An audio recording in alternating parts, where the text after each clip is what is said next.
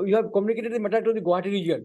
They inform me over telephone that they need some more time, 2 weeks time they need to get it confirmed from Delhi office. Regarding jurisdictional matter, now school has gone to West Bengal under Calcutta region.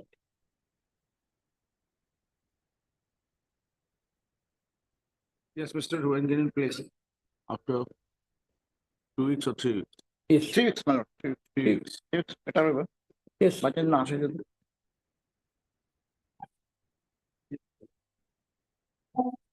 On the prayer of Mr. S.C. Biswas. Standing council railways. Matter is adjourned for 3 weeks. This is the matter here. United to the fixed right. Diplomat. May I pray for listing of one review petition, my lord, which was filed on September 2023, my lord. It is a judgment against the division bench consisting of Honorable Chief Justice, my lord. And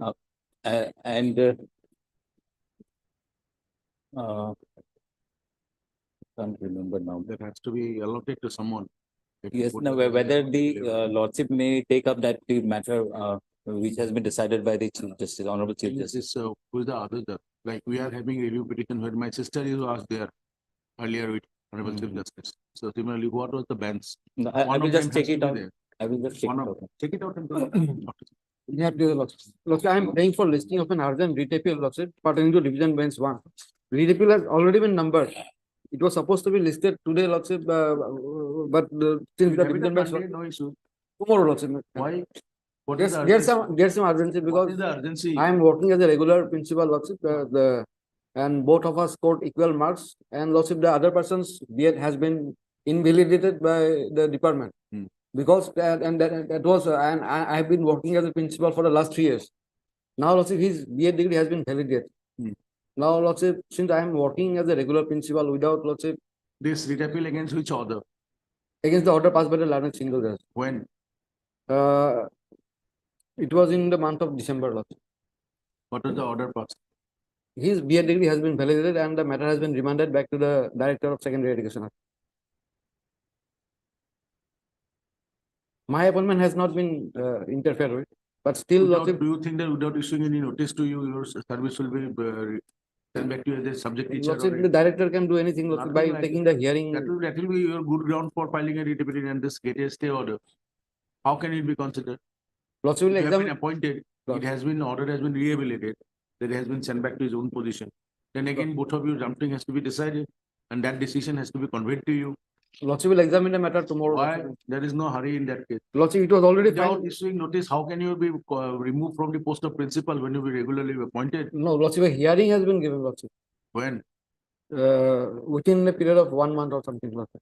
Whether hearing took place? No. Then- But still, Then Lordship, what I am apprehending, Lordship, that something may happen. Lordship.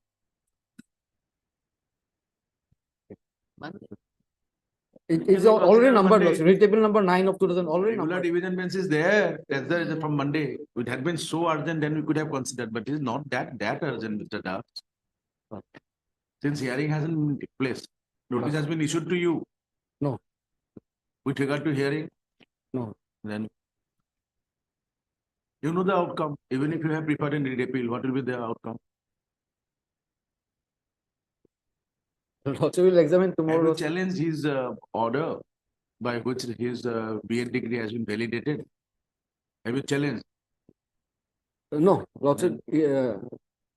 No, the Learned Single has already decided that his BEd degree. Initially the government has decided that his BEd degree is not valid, and Lordship, all the 4 authorities, Lordship, the NCT and the department, the commissioner and secretary, all have filed their affidavits saying that his BEd degree is not valid. On what Now, Lordship, the ground? Learned Single, On what ground? because that when he took the past BEd degree from Bhipura PGT College, for the particular session, Lordship, there was no recognition from the NCT. And it was remanded back to What is the NCT. reason of passing that order by the Honorable Single Judge? There has to be some reason, right? Yes, it has been done on the basis of a Supreme Court judgment by taking a particular paragraph. But if we read the entire paragraph, Lordship, it is not the case, Lordship. Bhupendranath Tripathi is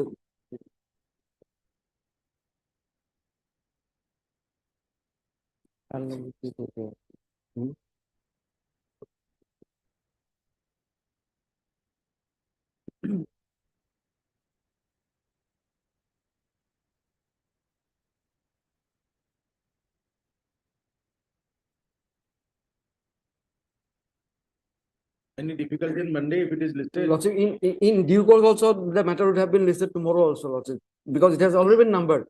It was supposed to be listed before the vacation. Already there is a delay, Lordship. Who is in this list? Only when the urgent matters. It's not Lordship, that this is urgent, Lordship, because I am a regular Monday. Monday. Monday. Obliged. May please, your lordship. Lordship, my lord's order dated 8/1/2020, in particular, writ petition, lordship, the matter was fixed tomorrow, lordship, that has not been listed, lordship. 8/1. 8/1 order dated 8/1/24, lordship. My lord has fixed the matter tomorrow, lordship, that has not been listed. Let's see, it's not listed tomorrow, then it'll come out on Monday or Wednesday. Okay, Lordship, if it is not listed tomorrow, it will be listed. Let us see the file. So this file is not before us. WPC number 7489/2023. 742023. 89/2023. Yes, lordship. Okay, we will see it on Monday or on Wednesday. Yes, lordship. If possible, lordship, Monday. I may appeal, Lordship. We'll see to that. first. Good. I beg to mention item number 3 and 4, my lord. Yes, A matter may be taken up next week, my lord. we're not passing any order. Yes, sir. May please, your lordship. Lordship, I'm sorry to trouble lordship. Lordship, before vacation, lordship, I mentioned, lordship, there is a matter, tender matter. Lordship, what happened, lordship, during the session pending of the writ appeal, lordship, the authority is started issuing, is about to issue the work order and they signing the Why it agreement. was not listed? We have sanctioned it for listing. Lordship, I have communicated with the registry, but however, lordship, the matter is not yet listed to this bench, lordship. But the registry have informed me that the matter has been allotted to this bench, your lordship. May I ask for tomorrow, your lordship? There is some urgency, lordship. If the agreement is signed, lordship, then the whole case would get infectious, your lordship. Okay. Much obliged, lordship. May please, your lordship. No, I beg to mention for listing of one Mr. settlement. Das, since you have granting him this one, also give your mention memo tomorrow. Your mention memo, since you have given him Mr. Das, so we also giving you the permission. Yes, I am obliged. For listing of the matter, your lordship, that since pending it is before vacation, your lordship, regarding what is the matter about? settlement of fishery, your lordship. Settlement of fishery, So urgent during matter. Bhugali Biu, all This is fishes are taken the, out. your lordship, the third time, this is the third time. The division No. bench to already second time, first time, second time, division bench not taken the matter. So your lordship kindly take it on 19, your lordship.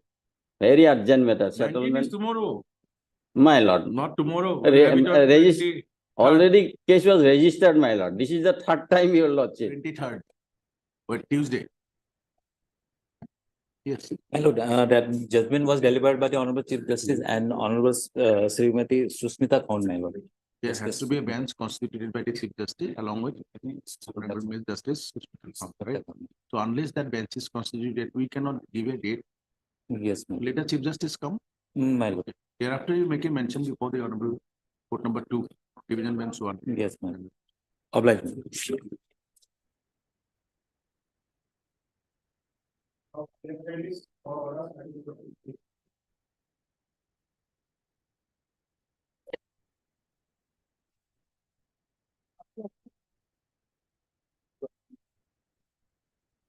May please, your lordships, the I for the extension of time to appear before the SP lordship.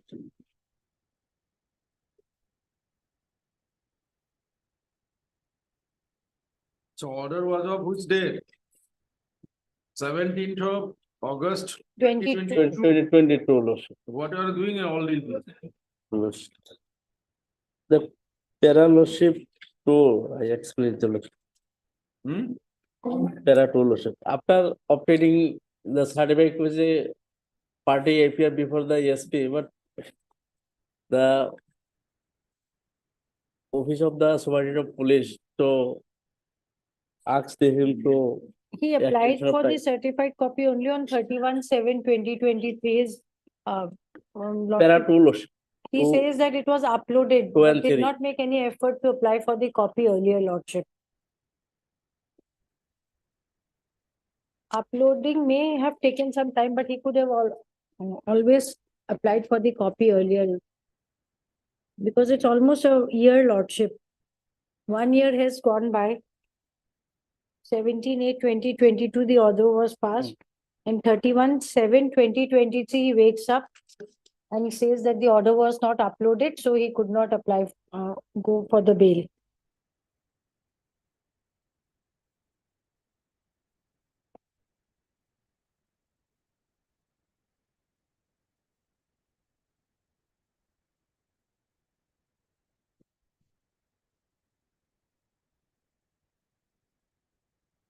If applied earlier, lordship, we get the copies earlier also. This 2,500 rupees will now become 25,000. Yes, You lordship. appear? No problem. Okay? 2,000. Huh? 2,000. That first file he 2,500, hasn't it was deposited. there on that day. It was on 17th of August 2022. Two, yes, Yes, lordship. Now, after the order was passed, it was uploaded. Right. We have applied for certified copy only in the year 2023. Yes. So this 2,500 will become 25,000. To pay the cost of 25,000, we will consider it, will extend the time. Lordship, the petitioner is the poor lady, lordship. Is the lady, lordship. That doesn't mean for our appearance. Lordship, ex parte order of 2019 Expert. sent back, and again he took 1 year time to appear before the This kind of SP. things are, It's just a cannot be mockery of considered. the whole thing, lordship. hmm, Tell us. No honor for the order of the court.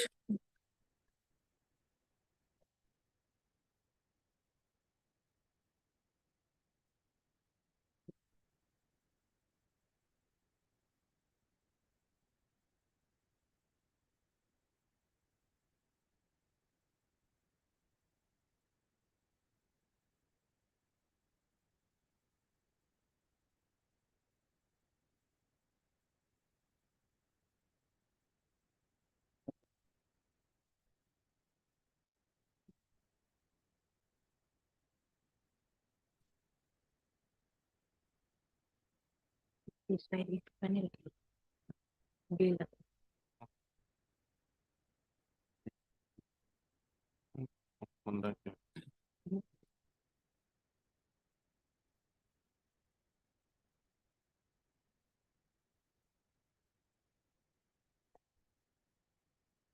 will you appear?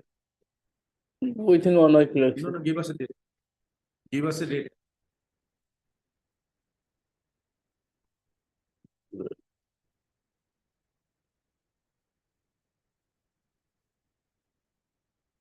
Twenty-fifth January.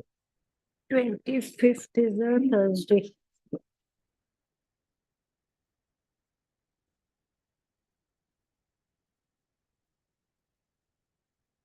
Twenty-ninth of January. With additional amount of rupees 5,000. That 2,500 will be there. An additional amount of rupees 5,000. 7,500. Lordship, total 5,000. No, no. He is the lady, poor family. Lord. Lady or male, female, it is not the issue. Issue is compliance of the order of the court. And nothing else.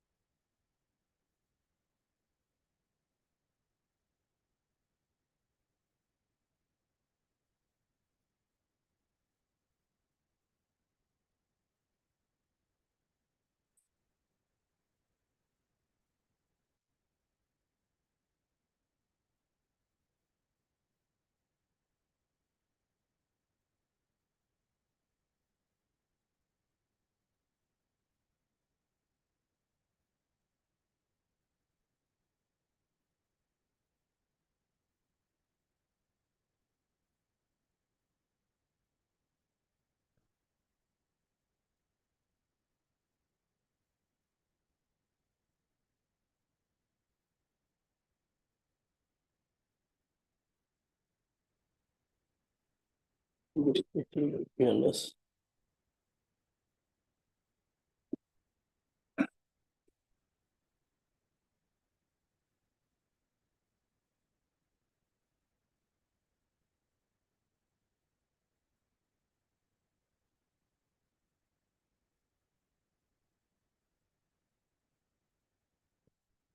Okay.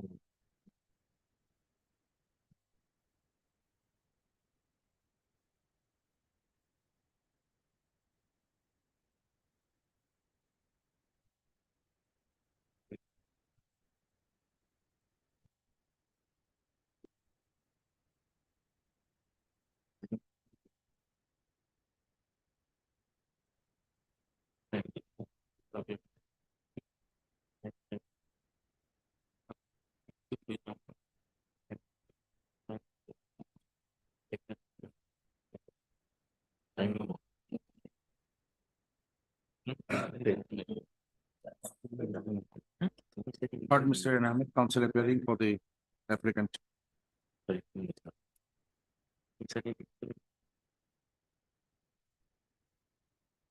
NMS Bisham. Lanet CZC for the respond number one. Opposite party number one. Also heard Mr. A. Ali, standing council election commission of India for the opposite party number two. MS A. Verma, standing council home department Assam for the opposite party number 3, 6.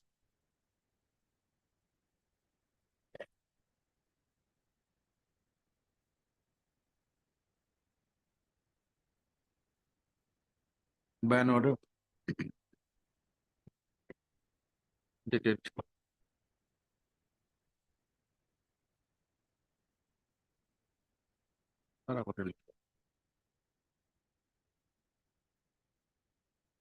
in FT case number 2713/2018,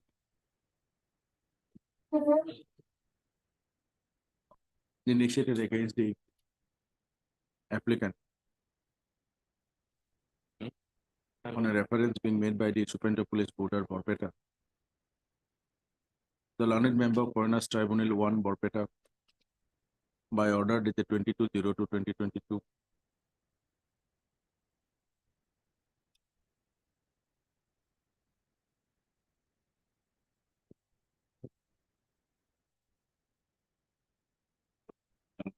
by expert order dated 22/02/2022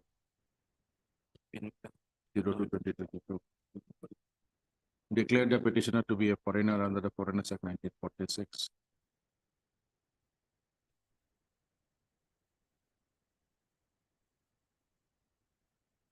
Of post 25/03/1971.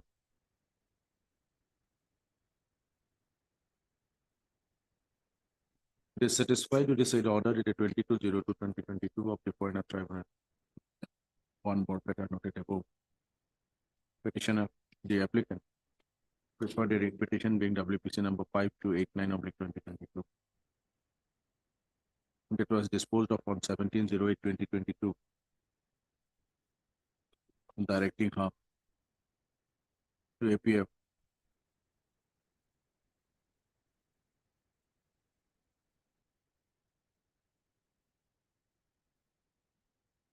not early. Order is by order is the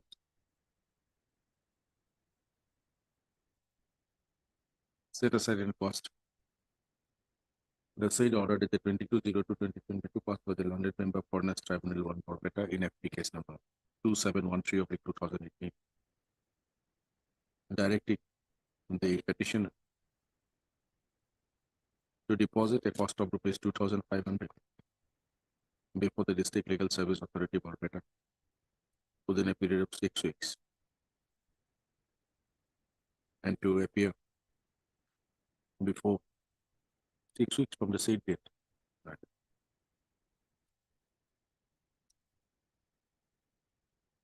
Dated 17/8/2020. And to appear before the learned member Foreigners Tribunal 1 Borpeta in FT case number 2713/2018. Along with the written receipt of depositing such amount in the certified review the said order 78. By the said order dated 17/08/2022. The petitioner was also directed to appear before the Superintendent of Police Borpeta within a period of 4 weeks, with a certified copy of the said order.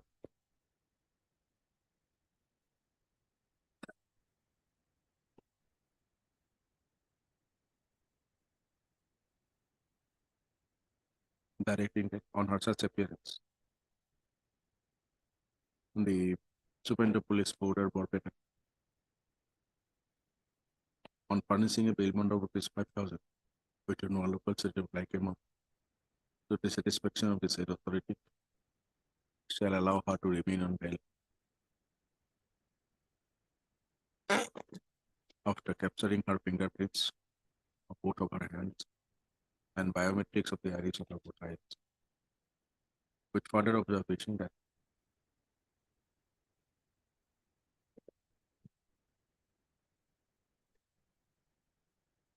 without obtaining any prior written permission from the Superintendent of Police Border Borpeta, the petitioners, the applicant shall not leave the jurisdiction of the Superintendent of Police Border Borpeta and shall furnish full details of her present address and oblique or destination with her mobile / phone number, contact number, etc.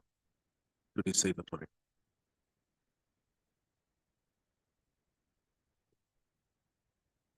The applicant submitted.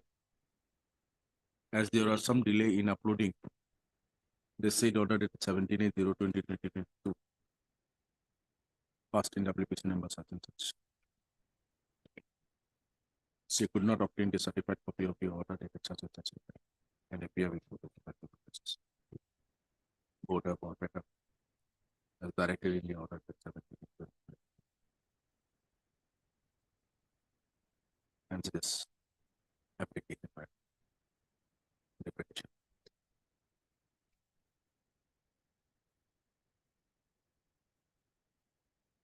It is seen that the applicant obtained a certified copy order of the order dated 17/08/2022 on 31/7/2023 and filed this application on 21/12/2023.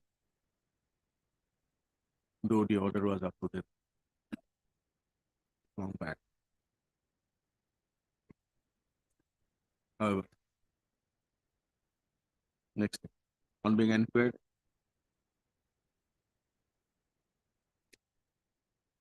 Mr. Rana Ahmed, learned counsel for the applicant, submitted that the applicant / petitioner shall appear before the Superintendent of Police Border on or before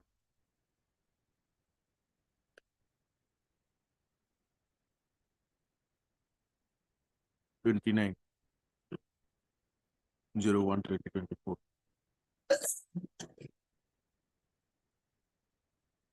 and shall also appear before the Superintendent and the Foreigners Tribunal number 1 Borpeta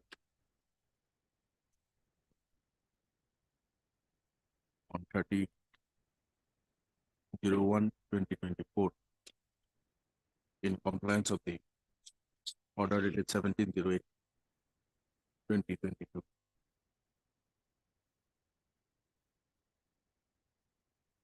Considering such submission on behalf of the applicant and hearing the declared counsels for the opposite party,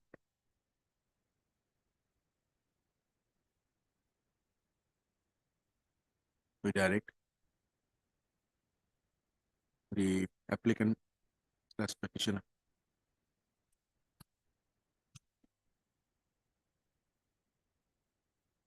that she will deposit additional amount of rupees 2,500 altogether rupees 5,000 before the district level services authority on or before 29/01/2024 and shall obtain necessary written receipt in that regard. Thereafter, shall appear before the Superintendent of Police Border Borpeta in terms of the order dated past period, etc. And on 30/01/2024, the applicant, the petitioner shall appear before the Foreigners Tribunal Borpeta 1 in terms of the order dated and shall comply the directions as specified in the same noted 70.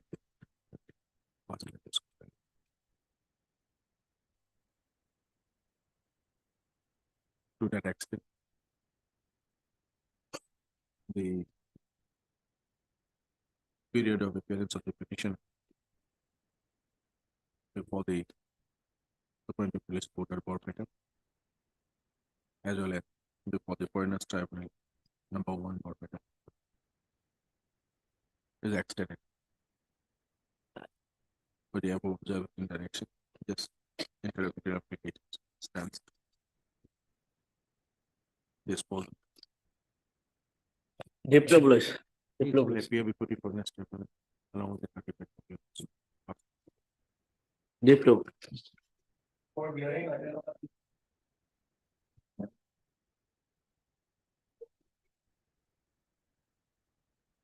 Yes, Mr. Chaudhary. Lordship, here in this case, I am appearing on behalf of learned Deputy Solicitor General, Lordship. He today could not prepare this matter for some reason is that he has to go for Kohima, Lordship, but that matter was also adjourned. But he went there and returned back, so he needs a little accommodation for today only, Lordship. Tell us when it will be possible for On 6th, Lordship, can it be possible? Because he told that he will be available. the prayer of the council for the parties, Buddha party. List on 6th of February for hearing. Must apply. 3, 4. No.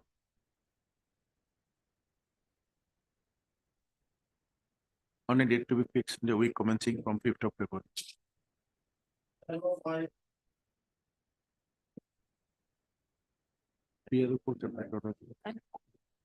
Lordship, my senior is very another Lordship kindly pass out another for the time being. Lordship.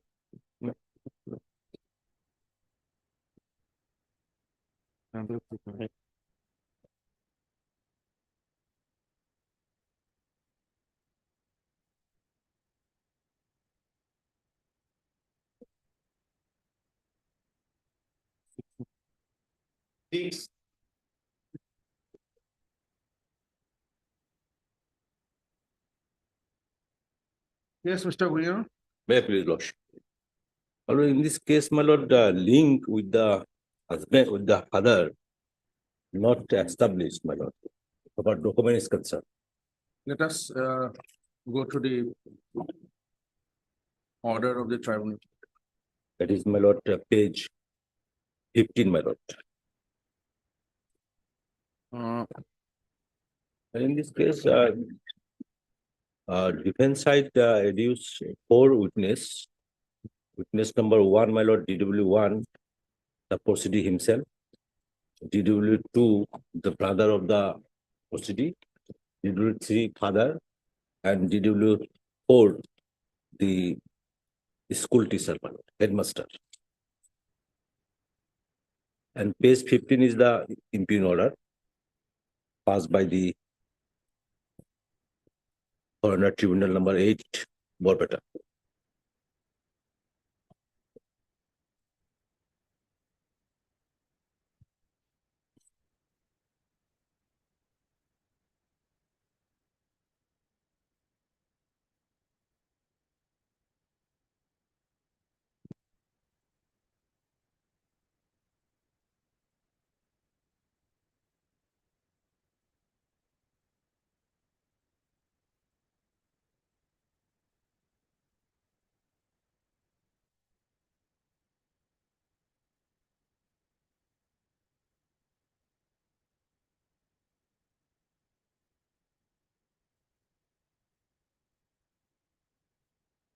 Mr. Guion, for a while, please take your seat. Lordship. Please take your seat. We'll come back to you. Good.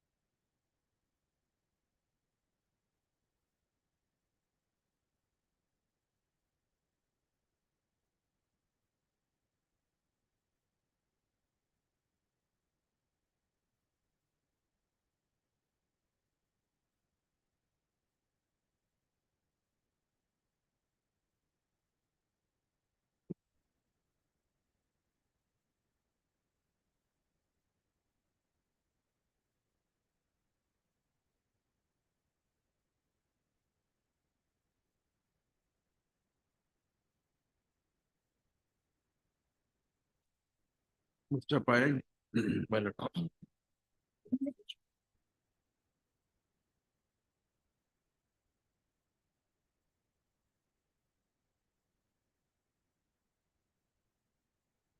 The inquiry was with regard to Sobita Mandal. Yes. Now, the reference was also with regard to Sobita Mandal. Yes.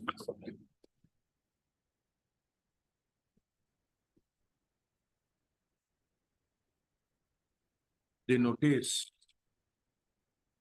that was issued somehow was in the name of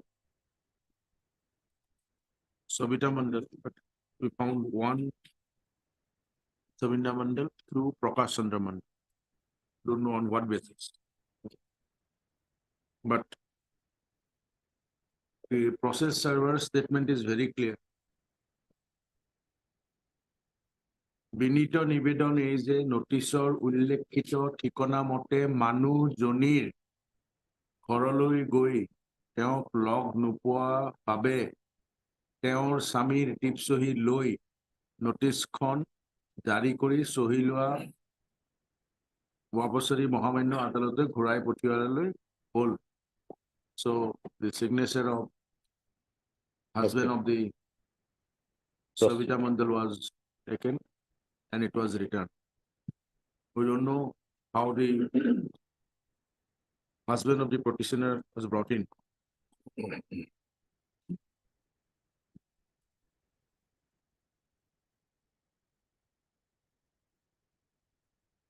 There was no inquiry also with regard to Well, he is not a petitioner here in this case. necessarily. Yes, ma'am. Only It is Sabita very Mandal is the surprising petitioner. because written statement and everything was Yes. proceeding went ahead with He is not a petitioner. Probably he has been excluded, my lord, letter. Here only Sabita Mandal is the petitioner. Yes, Mr. Bhuiya, Lordship, WS jointly filed. forget that part. Now it's only with regard to Sabita Savita Mandal. Mandal. Right? So what was your link document? Lordship, so far by exhibit A is concerned, school certificate. Exhibit A is the school cert. It is not my Which page petition. of It your is not in my petition? petition, but so far LCR is concerned. There is a school certificate, my lord. And Yes. it appeared in the evidence of DW3. Hmm. DW3, the father himself exhibited this document as exhibit A. my lord. It appeared from the evidence So of, according to the petitioner, this is the link document yes, lordship. placed by the father of the proceeding. Father of the proceeding. to And that has been also, establish the fact. that also examined Listen, and proved by school headmaster, now And- that was exhibited by the father of the proceeding lordship. as exhibit A, A. which shows that the petitioner is the daughter of Tosindranath Biswas Vishwas. and Sabadasi Biswas. Lordship. And lordship cross part of DW3, it also admitted fact. That is Now, page, what we have noticed here is that the petitioner in her written statement as well as in evidence in affidavit stated that she is the daughter of Sashindranath Vishwas. and she had a school certificate. If you go Yes, to her written statement, it is very clear. And when she got married, Hmm. then his title shown as Mandal. But what is important here is father of the petitioner, Yes, brother of the petitioner DW2, DW3. DW3 stated that his sister And DW2, not 3. DW2 is the brother. That's what DW2 stated that she went to school Yes, and he is Ananda Biswas, right? lordship. Now DW3 is a father, protected father of the proceeding. He said that she did not, At para 5 in his written statement, in evidence in DW3. DW3. Para 5 clearly says that my daughter is a illiterate person and she was read up to only class 2. Now in his cross, Crossed, my lord, because he is a old age, my lord, because That- 78 years. And saying that more swali school Juanai. That doesn't mean that she never went to school. In the judgment, impugned judgment is saying that never. But so far this Assamese vernacular, Hmm. more swali school Juanai. Yet a hobdo to nai, where my ketiao. okay. It has not Now, mentioned. DW Ketia, the word Ketia is not there. But so far,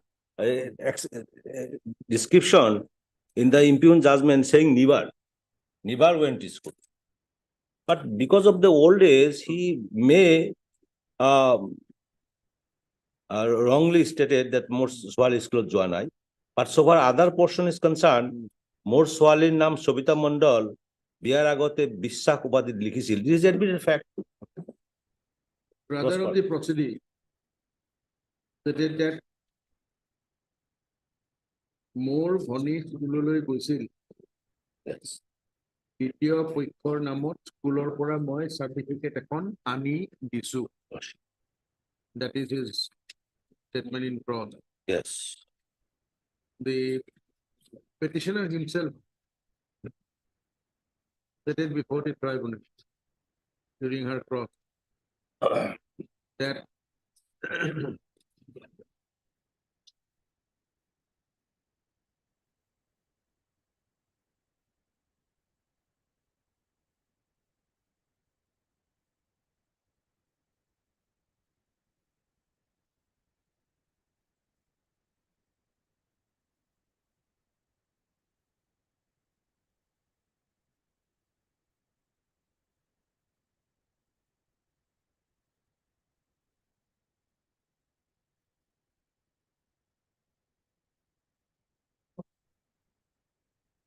Now, Lordship, brother and father themselves appeared before the tribunal and they used their evidence and saying that the DW won the proceeding Yes. during her cross-examination.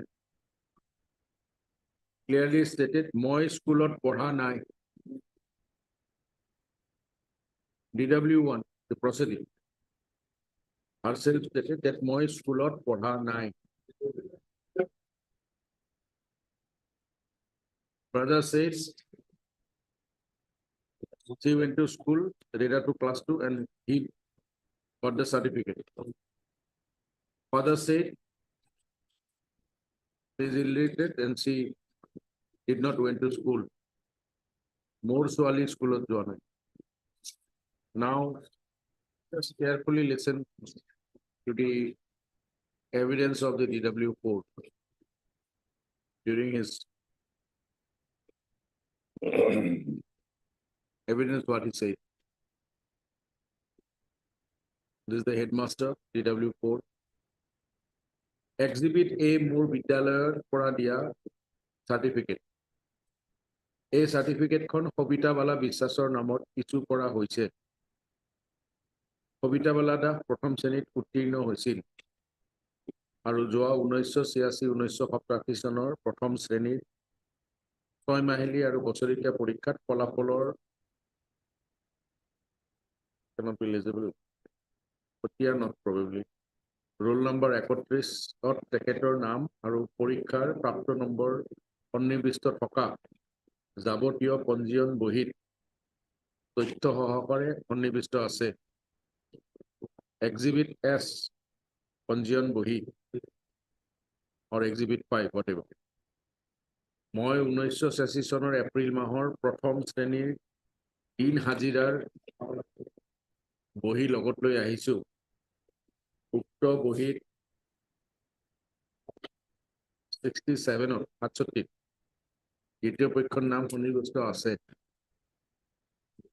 Exhibit E, it was Exhibit S. Exhibit T হাজিৰা বহী, Exhibit U হাজিৰা বহী দ্বিতীয় শ্ৰেণী। উক্ত বহীৰ সিৰিয়েলৰ 13 নম্বৰত দ্বিতীয় পক্ষৰ নাম সন্নিৱিষ্ট আছে।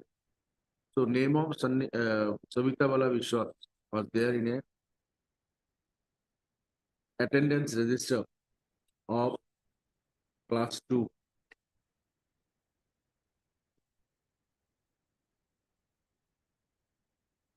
Now, when inquired by the tribunal, the headmaster of the school who issued that certificate to the petitioner stated like this. মই admission register আজি আদালতত দেখুওৱা নাই।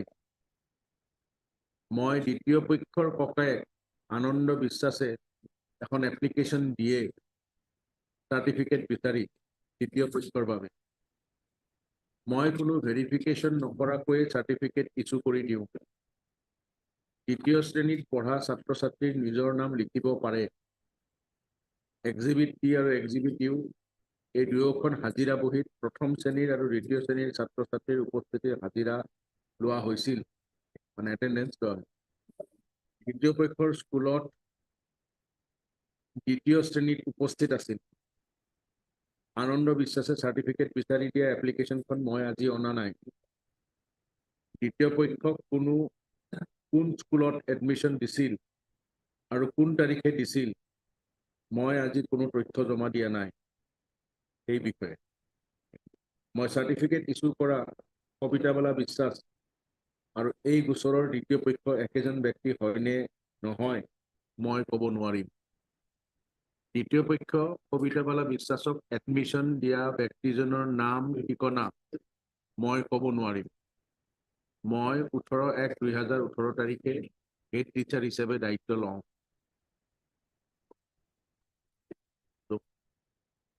The admission register was not exhibited.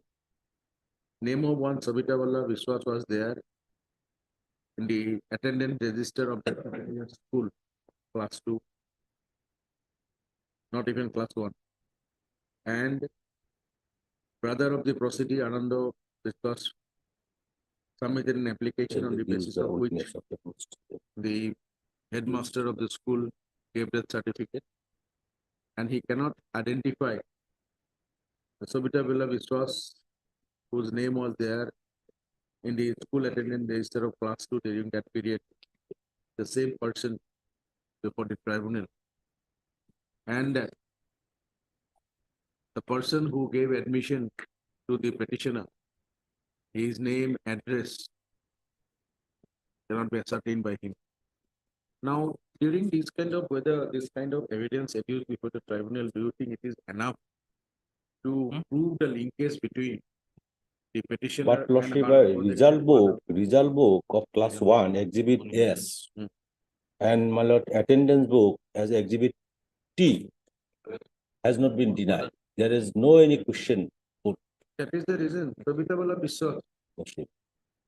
So with the so far record is concerned, the headmaster saying up to record.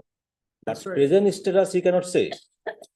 Where the How do you prove that Sabitabala Vishwas, whose name figured in the school register, is the same person, a daughter of the protected father? How No, you school certificate saying the father's name also, the school certificate itself reflected the Sabitabala Vishwas, daughter of, prove that, Mr. Vinya, to prove that Sabitabala Vishwas is the daughter of protected father and mother, the headmaster of the school did not produce any admission register. He clearly stated he doesn't know who is the father. He doesn't know what is the address of the proceeding. no, headmaster cannot say. Headmaster where has he only, my lord, so far record is concerned. Now, Up to that record, he can educe. now whatever the record was available, there was a student named by Sabitabala Vishwas whose attendance register was placed before the tribunal. And remaining else, there was nothing. And this, my lord, this portion, so far this admission register and this exhibit A is the school certificate, result book, very important, my lordship, exhibit S, result book, which result book shown the name of the proceedee, and exhibit T, the attendance book, also reflected the name of the proceedee, Sabitabala Vishwas. How do And you this prove has that been- it is the has- same teacher. And this has How been, do you prove that it is the same school where you have studied? no, school headmaster saying the name, and this name also She did corroborated not by identify. father. Father, if identified, father and mother better known, they're still there. The father during his. If class, myself identify that she is my daughter, that is very causal evidence. According to you, father being an old person did not state that, May His forget, daughter but did not at the very early stage, at class 1 and whatever 2, the petitioner. She herself said that she did not study in school. at very little stage, class 1 and 2, may She will forget. not know. She will And not remember at the age of 40 that she had gone to school or not. no, when class 1, he may be 5 or 4 years, my lord. Whatever. Class Will not Class she 1, remember? it is a, under Seva. Will not she remember her school? She had attended class But- 1 and 2. But so far this certificate, we cannot throw out. This certificate, the school certificate, result book, and my lord, attendance book.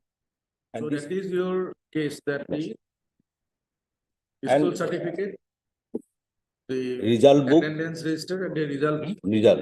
that is the proof that And She his, studied at the school. Positive's name is there and it has been corroborated by the DW3, the father himself saying, and that has not been denied by the proceeding, my lord, prosecution side, my lord.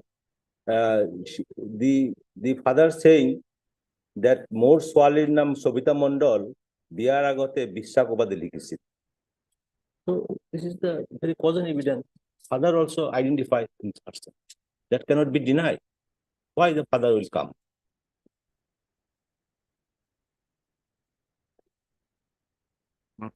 Father and mother, exactly. my lord, evidence is very probative and cogent regarding the identification of their children.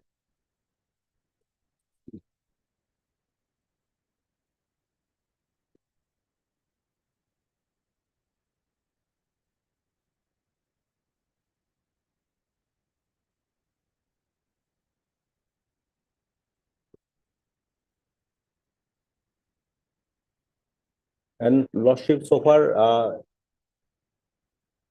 the voter list of 1997, the Sobita Mondal's name appeared with her husband. She is a voter. His name also been enlisted in the voter list, and that has not been denied and not placed under objection.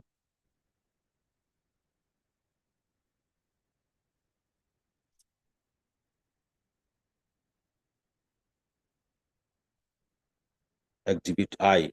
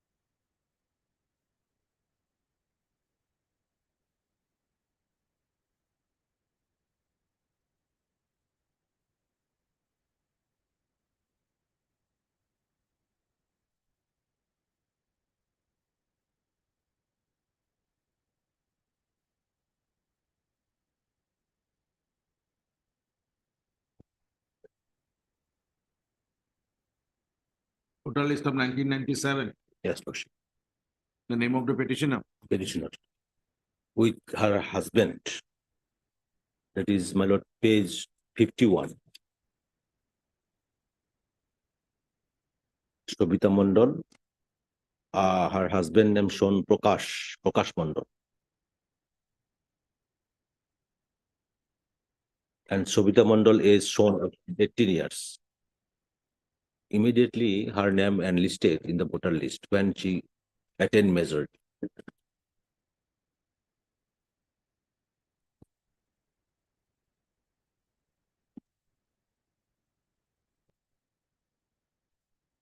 What is the evidentiary value of a translated copy of a voter list?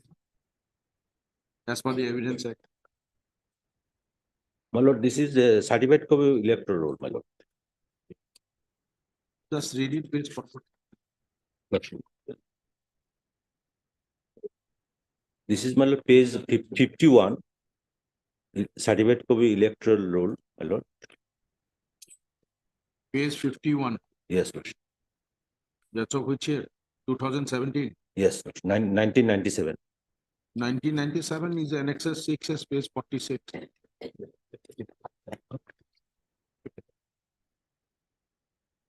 That's a different one. Hmm? That is different. That is of the parents, man. With regard to the petitioner, page 51. Yes, clear. In 51 is, my repetition. yes, 51 is the, 51, Yeah. that's a certificate. 1997 voter list, 97. right? And this petitioner name appeared under serial number 1198. Her age shown 18 years. So this is the first voter list. Immediately when she attained 18 years.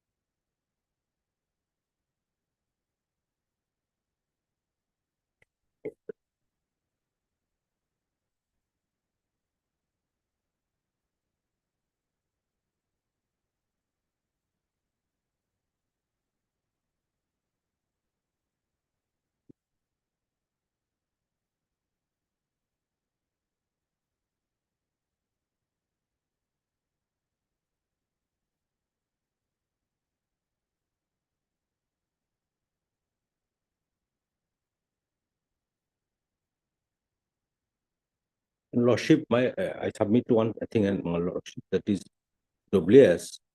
In the WS under paragraph 4, my Lord, regarding the certificate, school certificate, very clearly narrated, which is identical. So far, my evidence is concerned, paragraph 6. So paragraph 4 of my WS is identical. So far, my evidence of identical evidence of para 6 is concerned. So nothing is controverted. So whatever stated in WS has been proved by of evidence, identical. Okay. Para 4 and 6. Para 4 in WS and para 6 in my evidence.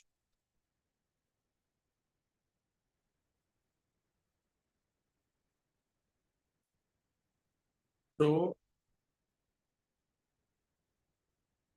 you are proving your linkage, your school certificate, the evidence of the headmaster of the school, the result of class 1, and attendance registered in the name of the petition in class 2 in that school. The evidence of DW3, the projected father, that the petitioner is his daughter, and the evidence of the DW2, projected brother, that the petitioner is his sister. And the voter list of 1997, wherein she was shown to be 18 years. And so far, my evidence also, DW1, his written statement, paragraph 4, is similar and identical. So far, my evidence, paragraph 6 is concerned. This is your case. Yes, Mr. Pai.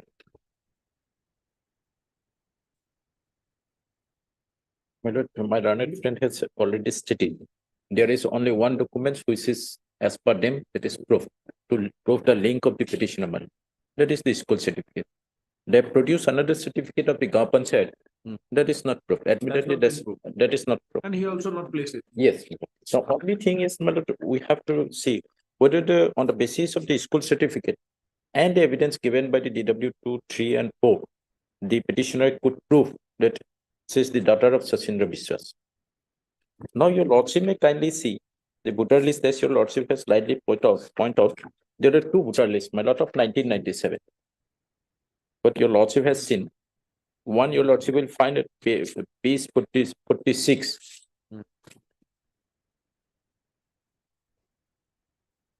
Page 46. This is as per the petitioner. This is the voter list of parents, my lord. The Sachindra Biswas, as per her statement, my lord, evidence as well as statement. Serial number 48. This is Sachindra Biswas. Now your lordship may kindly see serial number 53. You have noticed. Yes, ma'am. That's One the reason sub- we're pointing out. Yes, one Sabita Biswas is there. She is probably wife of Pravat. His name is shown as Pravat. Just above that 52, above that, my lord, serial number 52, it is Pravat Biswas. So one Sabita Biswas is available there in 1997 voter list along with parents. Now, their case is that she is Sabita Mandal. Earlier, she was Sabita Biswas. After marriage, she has been identified as Sabita Mandal. And accordingly, her name is appearing at in 1997 voter list along with her husband as Sabita Mandal at the age of 18 years. So it is not so clear, not so easy to identify Sabita Mandal and Sabita Biswas is same person. Because why I have showed this, my lord, both the voter list, because in one piece, in the same house, my lord, itself, one Sabita Biswas and Sabita Mandal is available. So mere saying that Sabita Biswas has become Sabita Mandal after marriage, my lord, that cannot be accepted, and that is not proved at all. There is no evidence that Sabita Biswas has become Sabita Mandal. There is no evidence. So regarding whether the school certificate, because the entire case rounds up on the under the mother circle on the school certificate, my lord. Your lordship may kindly see it is clear, as your lordship has already pointed out. The father himself has said that his daughter did not go to school. And the petitioner herself also said she never attended school. And only DW2, who obtained this certificate from the school, he has stated in cross, my lord, that she read up to class 2. It is absolutely personal knowledge of the person concerned who went to school. She did not know. She has stated that she never go to school. So how can we accept that certificate where she herself stated, my lord, that I never go to school? So that's the contradiction of the contradiction with regard to going of school itself shows the entrance certificate is false. And secondly, the school headmaster has clearly said he has not verified before issuing this certificate. As your lordship has read out the cross part. He has clearly in cross, he has said, I have not verified before issuing the certificate. Can a certificate be issued without verification of records? It is only on the basis of the application of the DW2. That is the reason we said that মই এখন certificate আনি দিছো That's Yes, what yes, DW2. he has brought this certificate. That is admitted, my lord. The DW2 have brought that certificate. That is admitted. And he made an application and the headmaster, as per his statement itself, my lord, it is said there he has issued this certificate without verifying the records. And my lord, where from, my lord, the school certificate is brought. For what purpose? To link the petitioner to Sasindra Biswas, whom she is claiming to be father of the father one. Now, from the school records, your lordship may kindly appreciate one thing. In the school record, there is no mention of Sasindra Biswas in the entire school record. How can the headmaster who become headmaster in 2015-16, my lord, in that school, can enroll, enter the name of Sasindra Biswas in the certificate without the record? In the record, from the record, your lordship, it is clear that Sasindra Biswas' name is nowhere there in the admission, because he has not brought the admission register in this in the register of class 2 and class 1. So how can where from he got the name of Sasindra Biswas?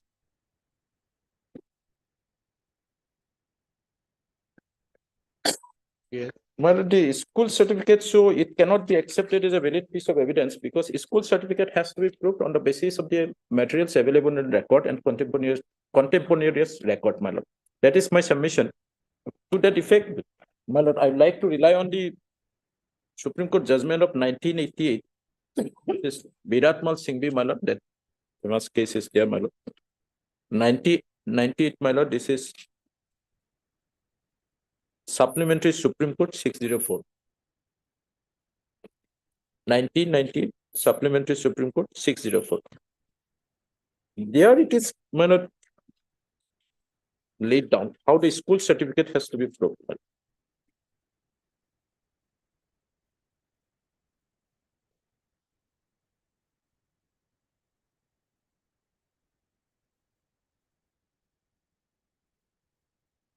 There in para 13, 14, and 15 is most important, my lord.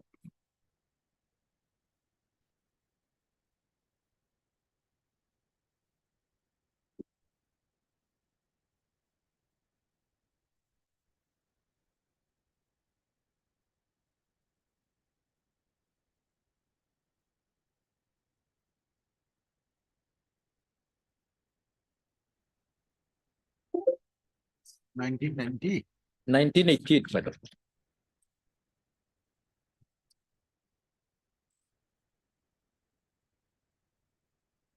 Nineteen 1988 supplement SS in supplementary SS 404. 604.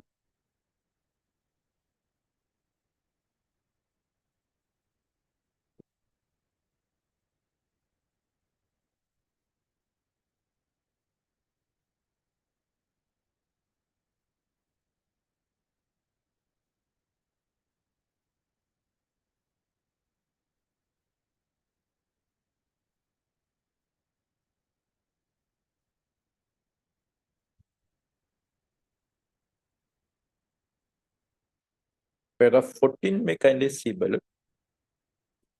In that case, page 618. That's one. No.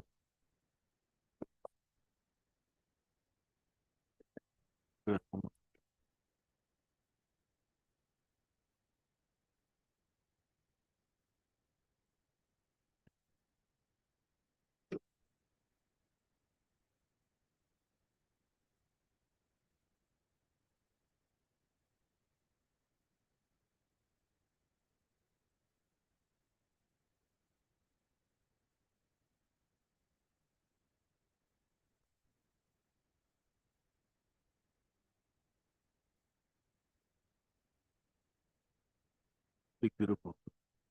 60.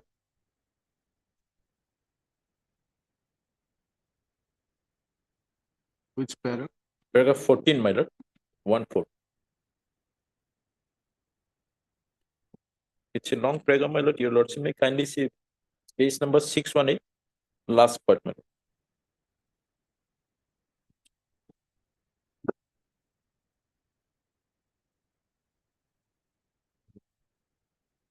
Yes, please do. My lord, may kindly, I'm reading from the last middle portion of this para, my lord, because it's a long para. It starts with which sentence? My Left lord, side, as left side. already stated, Left side, yes. No, left side of the sentence. yes, madam, left side. As already stated, neither of the parents of the two candidates nor any other person having special knowledge about their date of birth was examined by the respondent to prove the date of birth as mentioned in the opposite documents. No, the left side word. Extreme Left side would be word. recorded in the opposite documents. Exhibit 8, 9, and 10, 8, 9, 10, and 12 are relevant.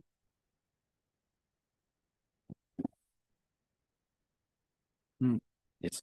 Exhibit 8, 9, and 10, 12 are relevant and admissible, but these documents have no evidentiary value for purpose of proving the date of birth of Hukum San and Suraj Prakash Joshi, as the vital piece of evidence is missing because no evidence was placed before the court to show on what information the date of birth of Hukum San and the date of birth of Suraj Prakash Joshi were recorded in the aforesaid documents. As already stated, neither of the parents of the two candidates nor any of the person having special knowledge about their date of birth was examined by the respondent to prove the date of birth as mentioned in the aforesaid documents. Parents or near relatives having special knowledge are best person to depose about the date of birth of the person. If entry regarding date of birth in the scholars register is made on the information given by the parents or someone having special knowledge of the fact, the same would have probative value. The testimony of Anantaram Sharma and Kailas Chandra Thaparia merely proved the documents, but the contents of the documents were not proved. The date of birth mentioned in the scholars register has no evidentiary value unless the person who made the entry or who gave the date of birth is examined. My lord, one thing we have to remember, my lord, for the entry of the register, who made the entry or who has given the information, those two persons has to be examined. The entry contained in the admission form or in the scholars register must be shown to meet on the basis of the information given by the parents or person having special knowledge about the date of birth of the person concerned. If the entry in the scholars registers regarding date of birth is made on the basis of information given by parents, the entry would have evidentiary value. But if it is given by a stranger or by someone else who had no special means of knowledge of the date of birth, such an entry will have no evidentiary value. Merely because the document exhibit 8, 9, 10, 11, and 12 were proved, it does not mean that the contents of the documents were also proved. Mere proof of the documents exhibit 8, 9, and 12 would not tantamount to proof of the contents of the correctness of the date of birth stated in the documents, since the date of birth, since the truth of the fact, namely the date of birth of Hukum San and Suraj Prakash Joshi was in issue, mere proof of documents as produced by the aforesaid two witnesses does not furnish evidence of truth of the facts, contents of the document.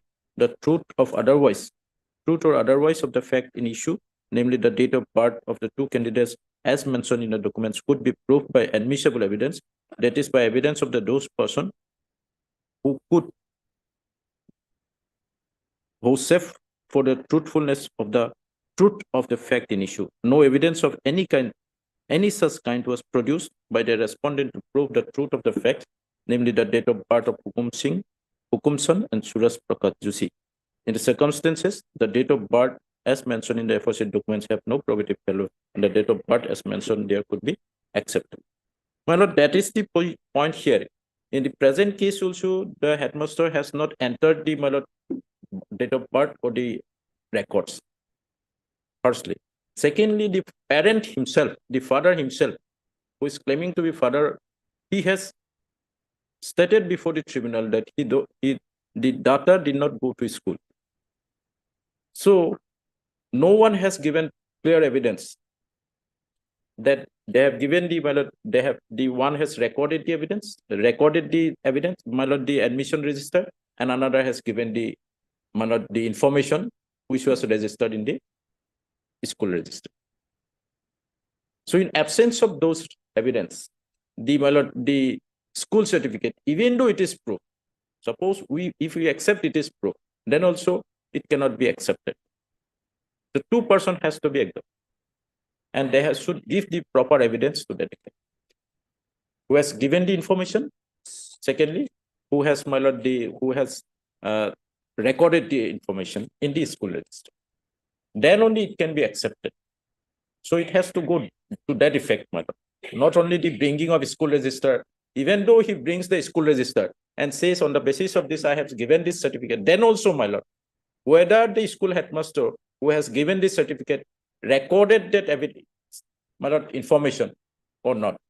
If he has not recorded that information, his evidence cannot be accepted. So this, my lord,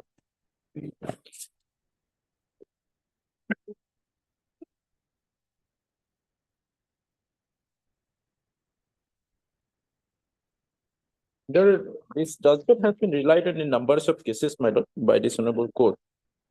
Just I'm reading only one latest judgment of this honorable court, my lord.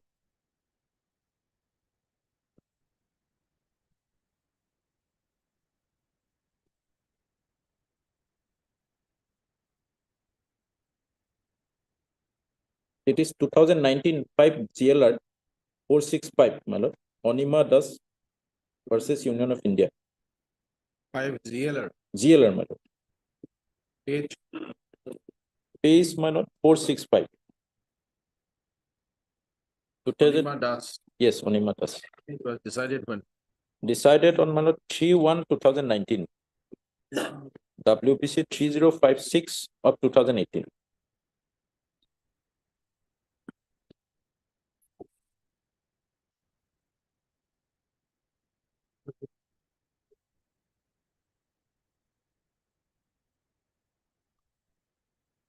In that case, however, the headmaster was not examined.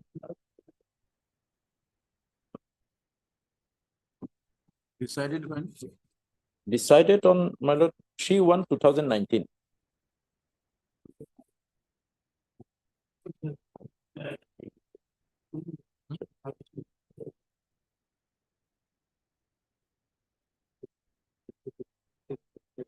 Take the equivalent citation. 2019 3 GLT. 2019 3GLT. 122.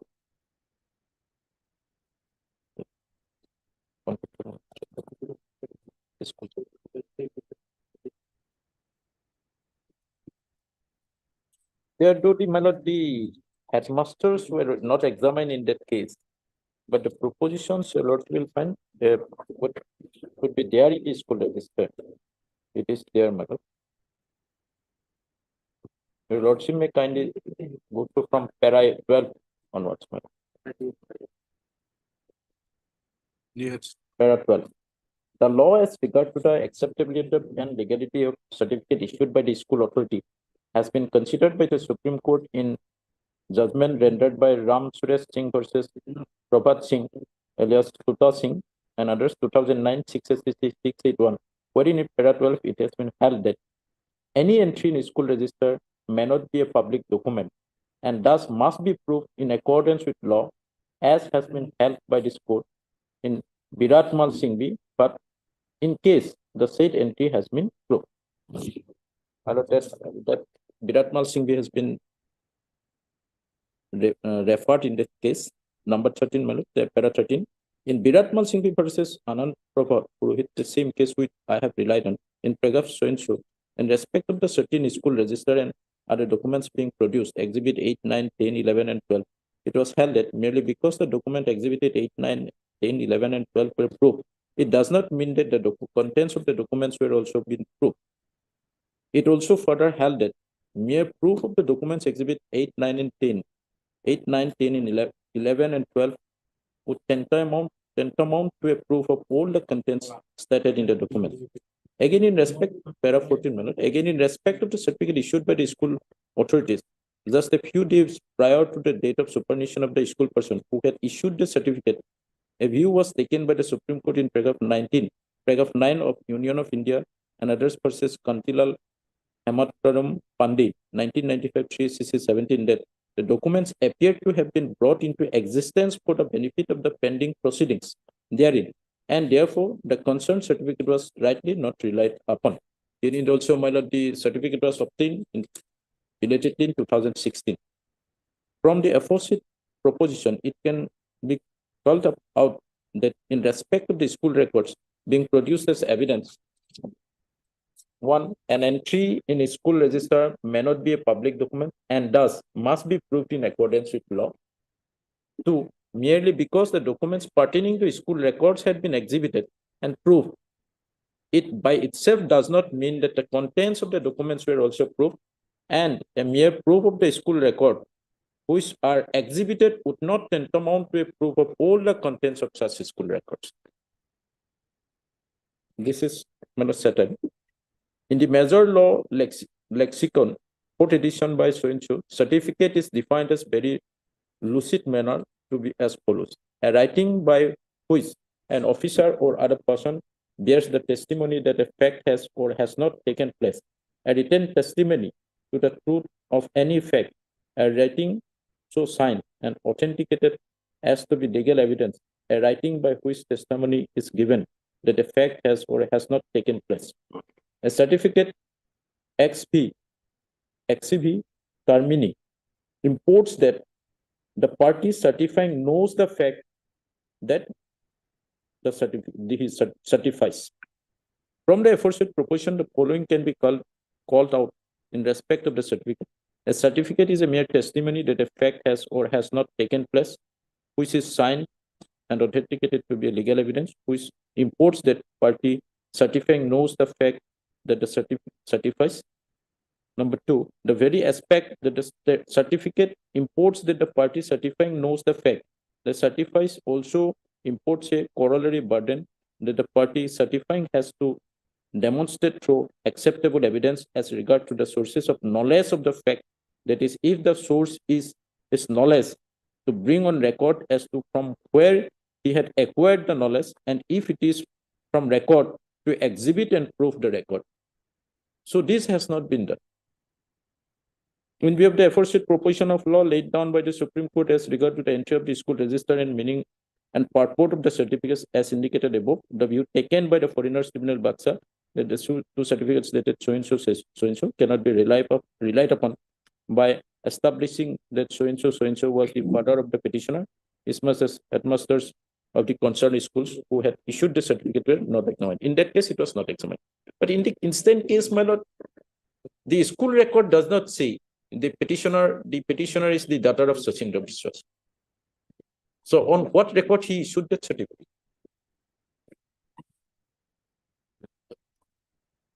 So there are numbers of cases with regard to the school certificates, my lord, that it has to be proved on the basis of contemporaneous record, first of all.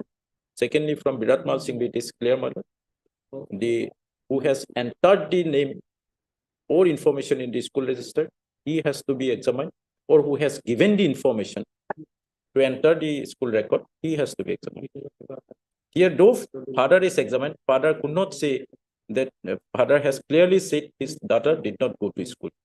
So the information, he has not given any information with regard to the date of birth or place of birth, or his daughter was attending school.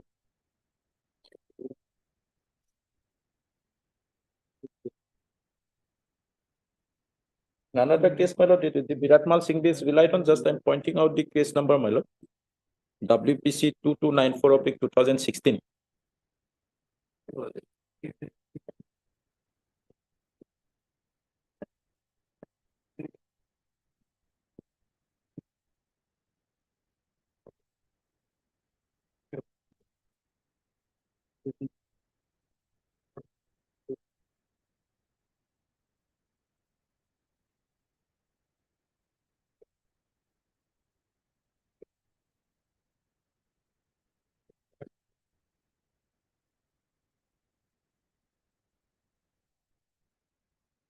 Decided on? Decided on, my lord, 6/6/2018. 06/06/2018.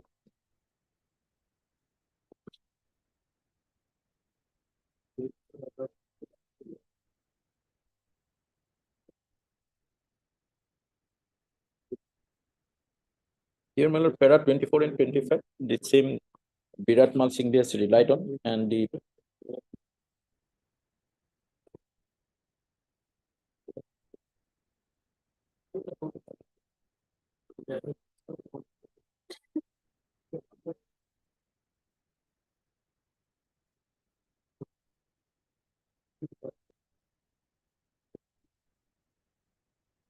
this certificate was also issued belatedly on the application of the brother, my lord. Same issue was there, para 24.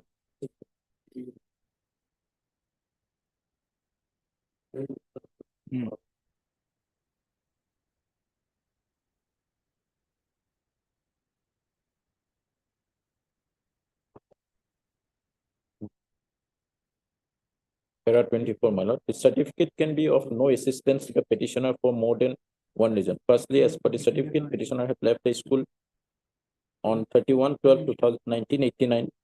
The same is the case here also. The certificate was issued 13 years thereafter on 28/9/2002. In fact, in this case, my lord, it is months after that. Such belated issuance of the certificate would naturally raise legitimate questions about the bona fides of the said certificate. That part, law in this point well stated that the school admission register is not a public record within the meaning of the school section 35 of the Evidence Act. Therefore, it is necessary that the contents of the school admission register would have to be proved. 25. What about the statement of the father, when the father is saying that he is Yes. his own My lord, daughter? I'm coming to that. This just I'm pointing out these 2 points, para 25 and 26. With regard to my lord, 20, the statement of the parents, evidence of parent, my lord, that is father and the brother. My lord, if there is no documentary evidence to link the petitioner along with the father or brother, their evidence cannot be accepted only on the basis of their oral evidence. My lord. So you want to say in absence of the documentary evidence, any evidence adduced by the protected parents is have no Yes, evidentiary value? cannot be accepted. It is not acceptable. That is settled position of law, my lord. With regard to the foreigners case, because, my lord, only fact in issue itself is whether the petitioner is the daughter of that particular person or not.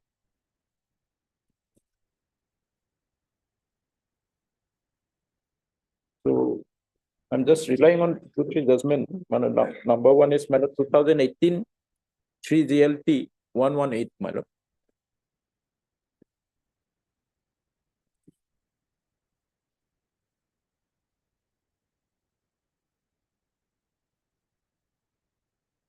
(2018) 3 GLT 118 Bijoy Das, my lord.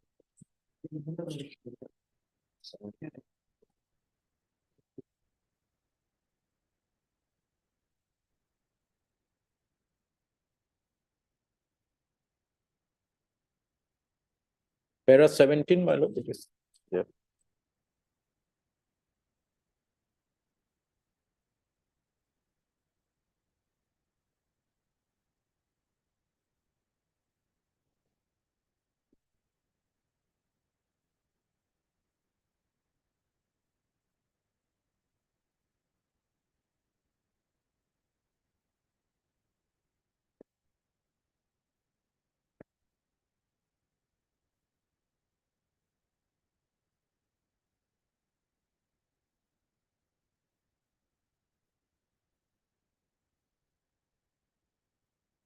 And now, 17, 17, my lord. yes, It is tried that mere filing of written statement or oral testimony in a proceeding under Foreigners Act 1946 would not be enough. The fact in issue would have to be proved by the proceeding by adducing documentary evidence which are admissible and relevant. The documents filed by the petitioner were not proved in any manner whatsoever, and therefore the assertion of the petitioner that he, being son of Bipul Das, was a citizen of India, was therefore citizen of India, was not proof. So in the first line itself, it is clearly said, Mana, mere filing of the written statement, oral testimony in proceeding under Foreigners Act 1946 would not be enough. Second, I would like to rely, my lords, it is another judgment of this honorable court.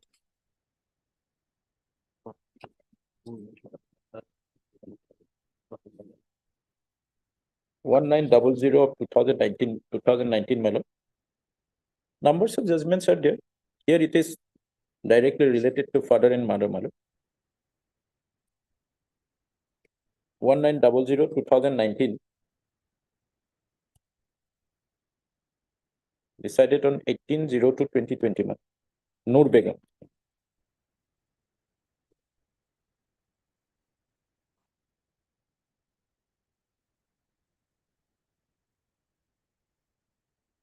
There it is, my lord, para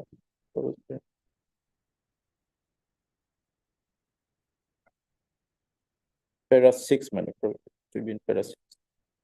Page number 4 in the judgment, in the opinion, judgment. There the mother appeared, my lord, before the tribunal.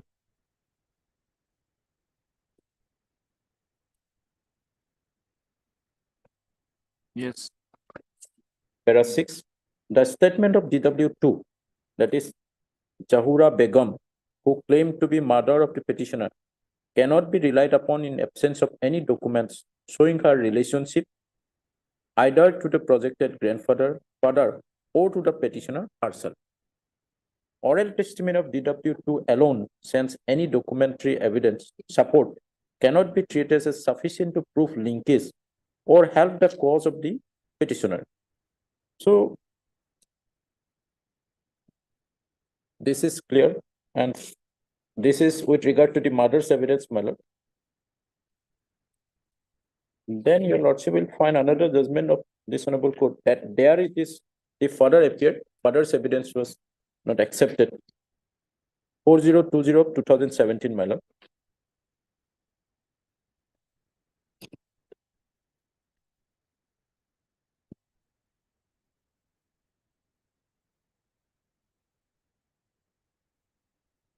WBC 4020 2017. Asia Khatun, my lord. Just a minute.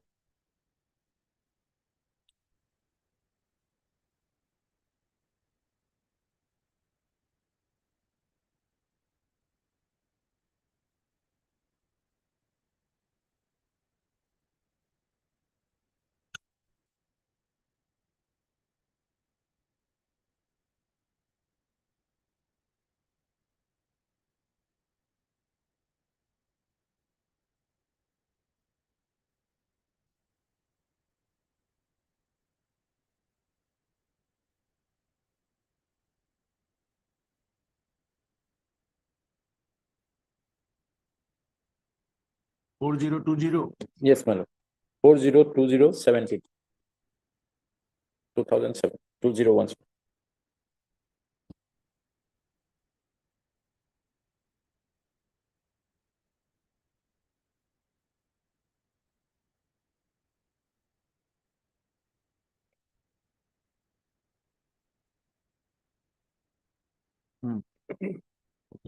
Here, Lord Asia Khatun decided on 21/11/2019. They're also in para 6, probably. Next page, page number 3, in the second pyramid. The statement of DW2. The statement of DW2, that is Amiruddin, who claimed to be the father of the petitioner, cannot be relied upon in absence of any documents showing his relationship with the petitioner. In this, we would observe that proceeding under Foreigners Act 1946 and Foreigners Tribunal Order 1964, the evidentiary value of oral testimony without support of documentary evidence is wholly insignificant. Oral testimony alone is no proof of citizenship. The evidence of DW2 does fall short of being considered as cogent, reliable, and admissible evidence so much as to establish the link of the petitioner. So that is the issue, my lord, here. So with regard to my lord, the oral evidence, it is clear, and the school register for the school certificate, it is already settled. Only one thing, as your lordship had pointed out, my lord, with regard to the evidentiary value of my lord translated copy of the voter list. This issue came up before this honorable court earlier also, my lord, and this honorable court has settled the issue, my lord, in WPC 2460/2016. 2460. 2016, my lord.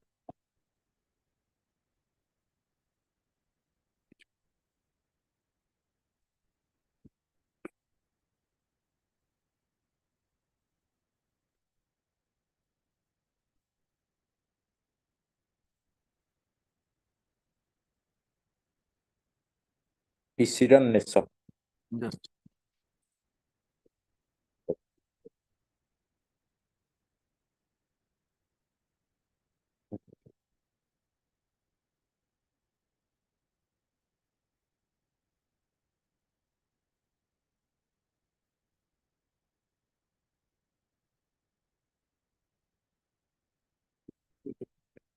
Okay, my lord.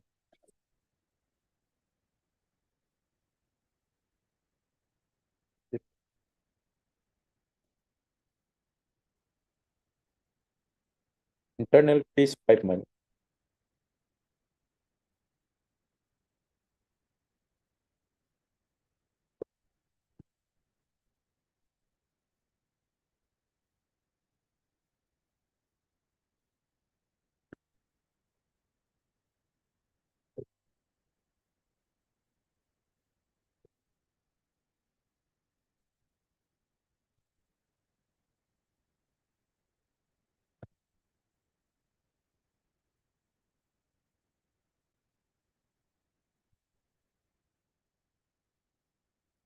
Internal page 5. Is 5. Internal fees.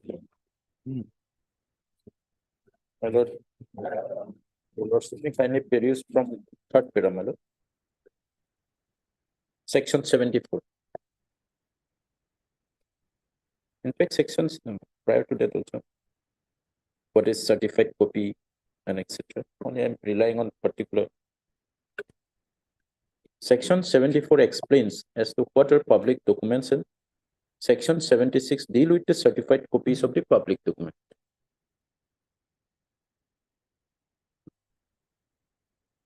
As per Section 76,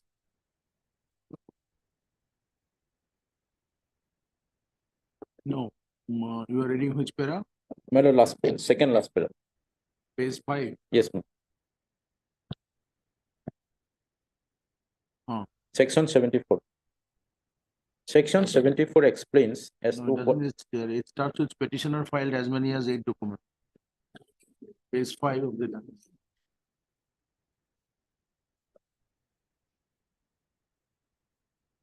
Section 65 at page 6. Yes, ma'am. Section Okay, 65. still on, you got it. Yes. Section 74, madam. Section 65 deals with, your lordship may can go through section 65 also. Section 65 deals with the cases in which secondary evidence relating to documents may be given. It is says that secondary evidence may be given of existence, condition, or contents of the document in the cases mentioned therein from clause A to Z. As per clause E thereof, secondary evidence may be given when the original is a public document within the meaning of section 74. So certified copy is a matter of secondary evidence. Section 74 explains as to what are public documents, and section 76 deals with the certified copies of the public document.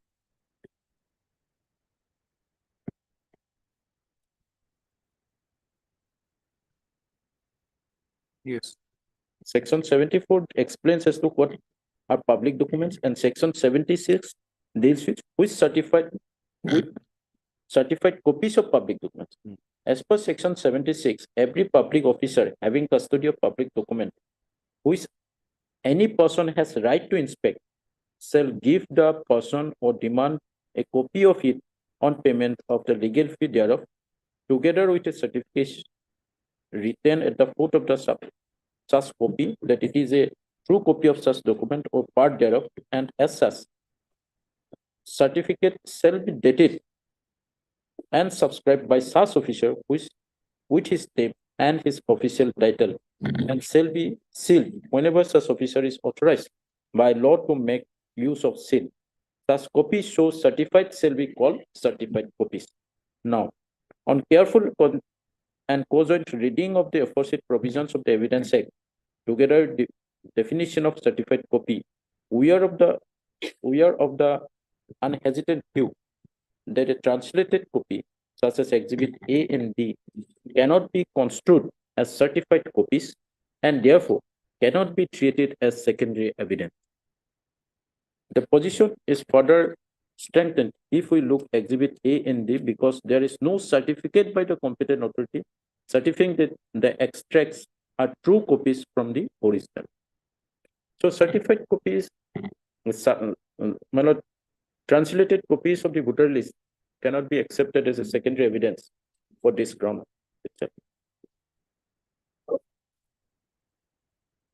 So from the, my lord, all the facts and circumstances, and as per the, my lord, the settled position that under certiorari jurisdiction, this honorable court may not look into the, my lord, facts which is found by the, my lord, tribunal without, my lord, the ground of my lord that it is no, my lord, they were not given enough opportunity to prove their case, and the opinion is, my lord, passed beyond jurisdiction. The honorable court may not interfere the tribunal's opinion. That is my submission. The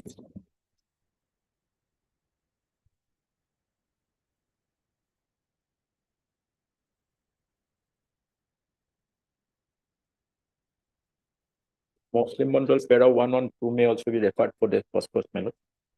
There are 1 on 2 of Muslim Mandal. Yes, my lord. Because it is clearly said, my lord, we may not interfere in the tribunal's opinion. Being about certiorari. Yes, ma'am.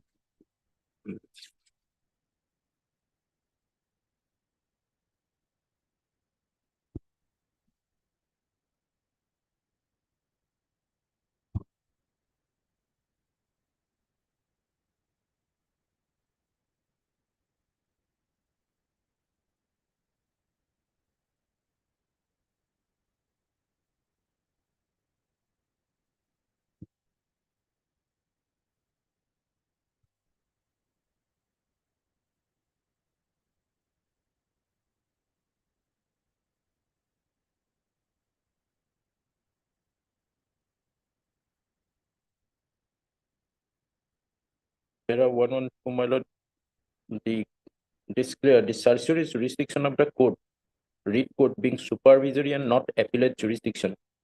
The court cannot review the findings raised by the inferior court or tribunal.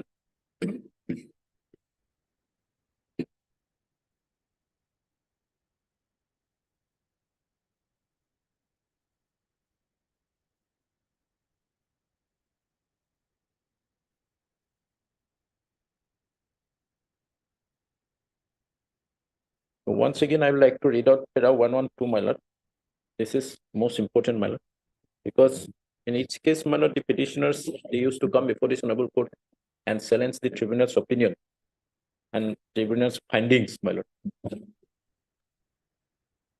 The court bench, while deciding this case, my lord, has clearly given some guidelines in para 1 on 2.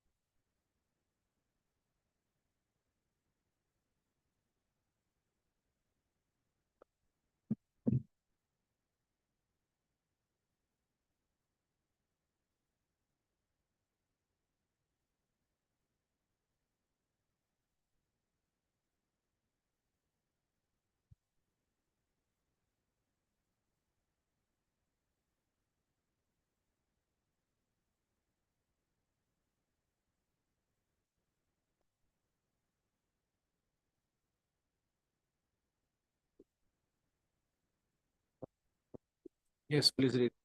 My lord, I would like to read out and explain para 1112, my lord, 112, my lord. Article 226 of the Constitution confers on the High Court power to issue appropriate writ to any person or authority within its territorial jurisdiction. The tribunal constituted under the 1946 Act, read with the Order 1964, as noticed above, is required to discharge the quasi-judicial function. The High Court, therefore, has the power under Article 226 of the Constitution to issue writ of certiorari, quashing the decision of the tribunal in an appropriate case. The scope of interference with the tribunal's order in exercise of the jurisdiction under 226, however, is limited. The writ of certiorari can be issued for correcting of errors of jurisdiction, as and when the inferior court or the tribunal act without jurisdiction or in excess of it, which is not in this case, madam, or fails to exercise it, or if such court or tribunal acts illegally in exercise of its undoubted jurisdiction, which is not even alleged, madam, or when it decides without giving an opportunity to the parties to be heard, or violates the principle of natural justice, which is not the case in the instant case. First, the certiorari jurisdiction of the writ court being supervisory and not appellate jurisdiction, the court cannot review the findings of the fact reached by the inferior court or the tribunal. The facts which is given by the tribunal cannot be interfered by this honorable court. There is, however, an exception to the said general proposition, as much as the writ of certiorari can be issued, and the decision of the tribunal on a findings of facts can be interfered with if, in recording such a findings, the tribunal has acted on evidence which is legally inadmissible or has refused to admit admissible evidence. There is no evidence that the tribunal has refused to admit admissible evidence in the instant case. Or if the finding is not supported by any evidence at all, because in such cases, such error would amount to an error of law, appearance of the facts of the record. The other errors of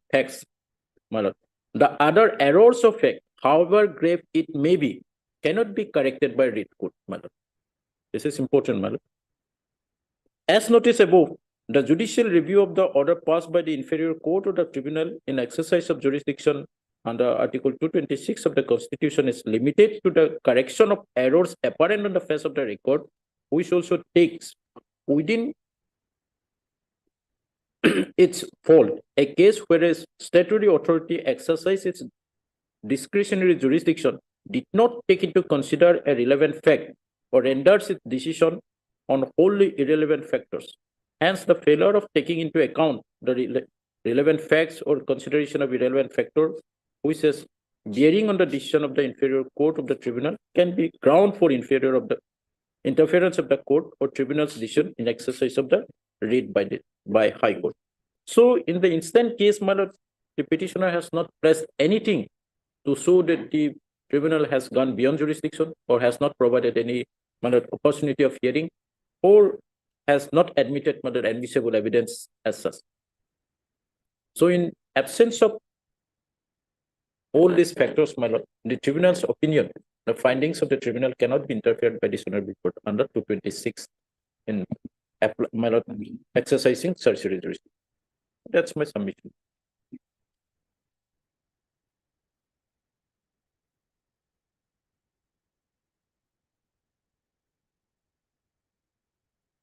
That written judgment on certiorari.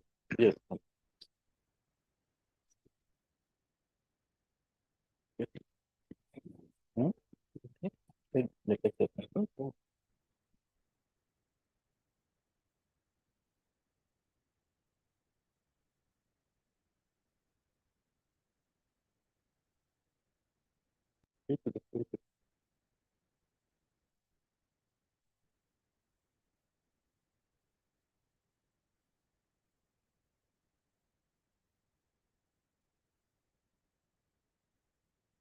This is 2023, my lord. SCC online Supreme Court 996.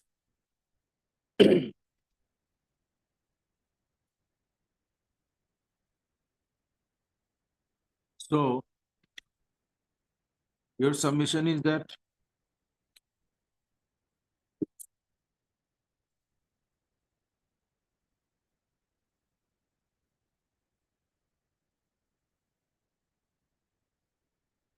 the school certificate that was issued in favor of the proceeding Yes. was not in accordance with the law laid down in the case of Biratma. Yes. Right? The person who have issued the certificate is required to prove that it was in terms of the admission register. That Biratmal case Yes. though relates to the date of birth, but also Yes. with regard to the issuance of school certificate. Is complete.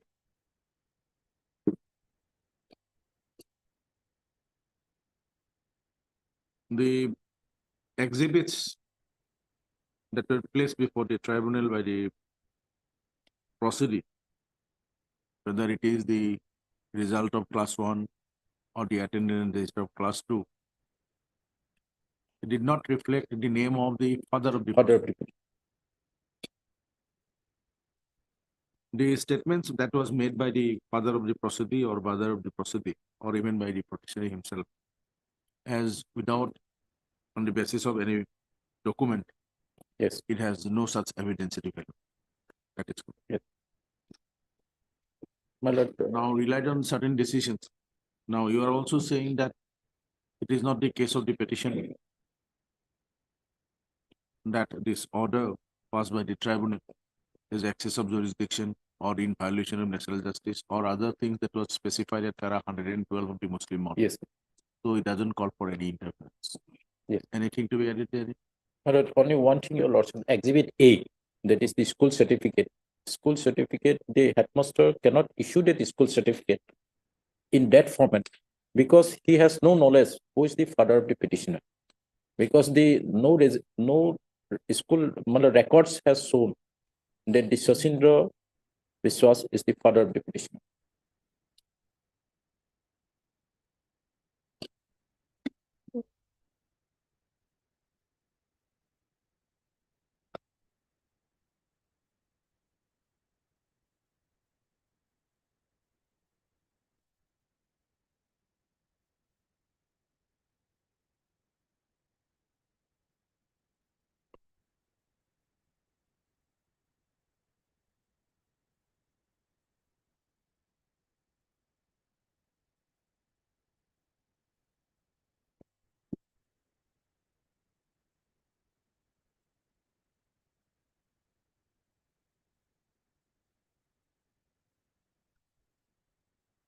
You also said about the translated, the value of Yes. evidentiary value of translated Translated copies of copy. certified Translated copy. the voter list.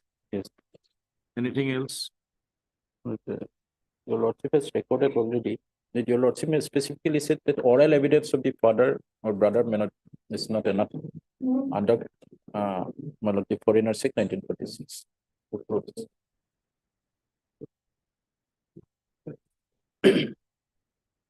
In absence of supporting documentary evidence.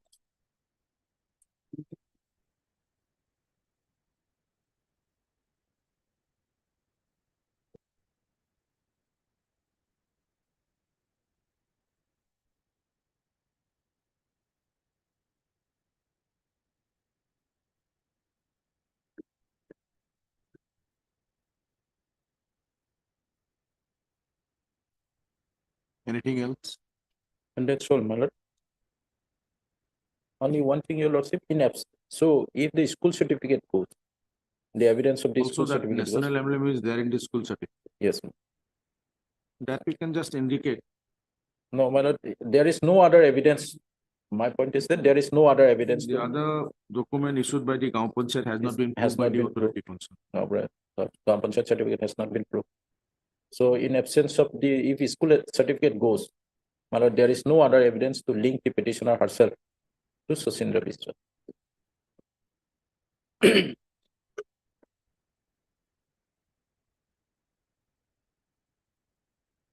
Yes, Mr. Bhuyan. I would like to say something.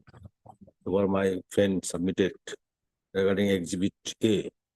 And Exhibit A was school certificate was exhibited by my Lord Father himself, DW3. And that has been proved by examine the headmaster. That is exhibit. That is evidence of DW4. Now, what is the authenticity?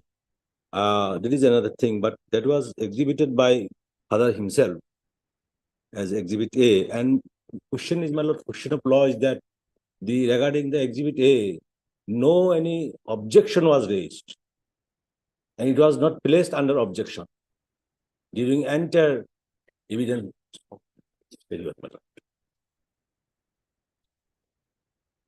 And so far, cross part of the DW is appeared, my Lord. I have written translated copy and SMS vernacular also, my Lord. Regarding cross part, no any single whisper regarding the school certificate in cross part. That is an admitted fact. They have not raised any question whether it is admissible or inadmissible in evidence. That part already gone, admitted already. Now at this read code, before read code, why this question raised? That part already gone.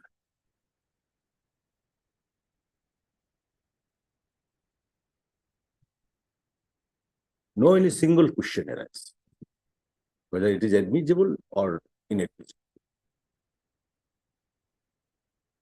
Admitted, it is admitted. And has been proved by evidence of DW4. DW4 is the headmaster. And Father himself appeared before the tribunal saying that the proceeding is his daughter. That's enough. Father identified. That's enough. And brother also corroborated. Father and brother both appear before the tribunal in saying that this proceeding is the daughter as well as sister. That's enough, you know. And so far, my Lord, voter list 1997 is concerned, two voter lists showing the name Sobhita Biswas and Sobhita Mondal. And Sobhita Mondal name appear in the matrimonial voter list, my Lord, with husband. And so far, 1997, another voter list, that is the parental voter list. That is the wife of that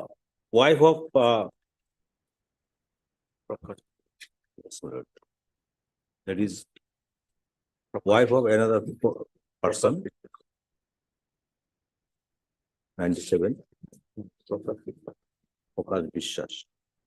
Prakash Biswas is the husband of the proceeding. That is page 51, voter list 1997. And another, my Lord, Sobhita Biswas appeared in the voter list 1997. That is page 46. It is the parental voter list. And this Sobhita Biswas is another person. Her age is quite different, 23 years. And she is the wife of Prabhat. Prabhat is the brother of the proceeding. So this Sobhita Biswas and the petitioner Sobhita Mondal is quite different person. Do not be confused. Age also shown different, and present proceeding is shown 18 years. Page 52. Title also different, and this also been clarified in the WS, my Lord, paragraph 14, my Lord, paragraph 12, my Lord, that Posidi got married in the year 1996. So prior to 97, she got married with this Prakash, my Lord. And thereafter her title changed as Mondal. And that has been corroborated by father and brother also. So at the age of 17, she got married. And immediately in the when she got attained 18 years, her name appeared in the voter list of 1997 with her husband, Prakash.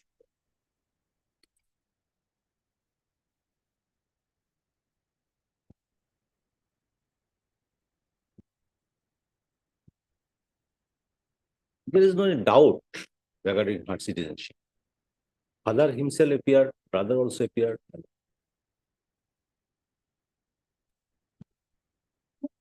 And certificate, school certificate has not been make any disturbance in the evidence status. It is admitted fact.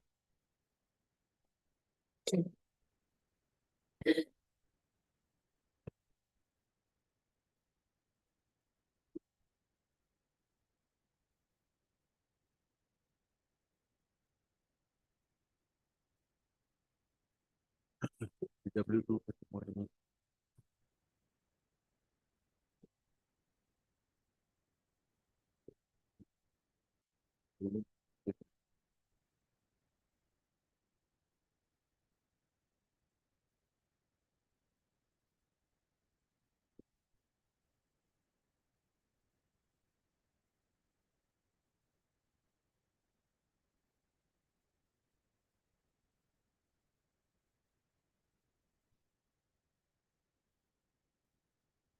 But I would like to Mr. clarify. Pang, that there is a Yes. judgment that we used to ask you always.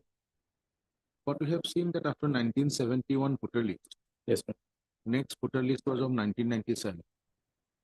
In between, the proceeding did not exhibit any voter list of our projected parents. What do you have to say? No, the continuous residence, proof of continuous residence of the person and the whom the petitioner claims to be father or grandfather or whatever it may be, has to be proved. But that aspect, my lord,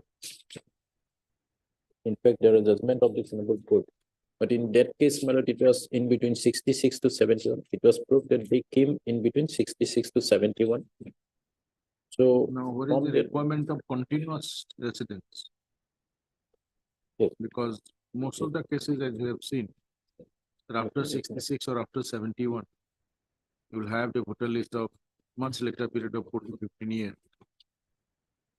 my lord, for that, your lordship may kindly, for a moment, your lordship may kindly say 1950 Citizenship Act, my lord. Hmm. 1960 Citizenship Act. Para 6. My lord, 6A.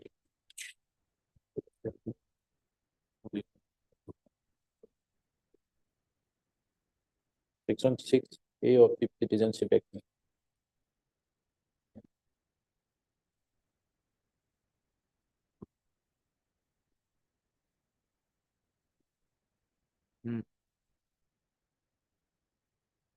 Six A, Yes, ma'am.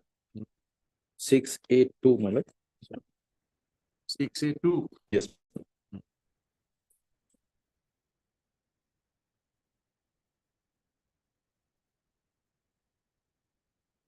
Subject to the provision of subsection 6 and 7.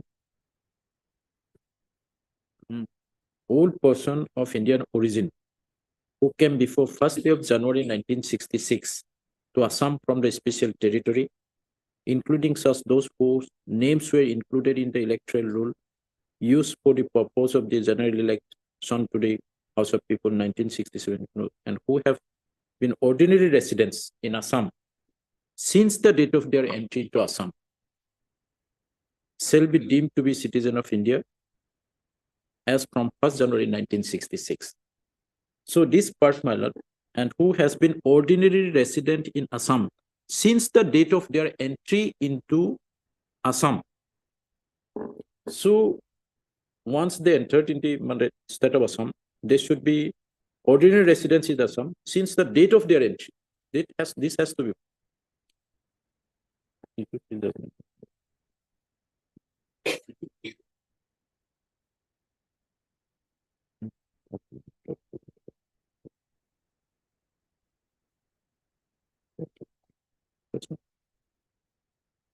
And even 3 also, my lord, it is clarified in 3 also.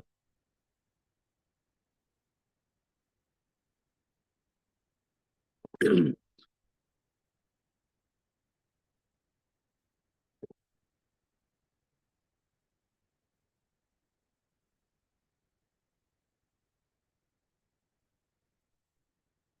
you are stressing upon Yes, ordinary stressing upon, resident. and who have been ordinary resident in Assam. And since the date of their entry, Assam, since the date of their entry into Assam, my lord. So ordinary residents since the date of entry, my lord, that has to be proved. Second also, my lord, 6(3) also it is same position, Same thing. same thing, my lord. And dishonorable court in, I have the judgment, my lord, but probably the citation is wrong. WPC, but exactly, WPC, my lord, 8779 of 2018.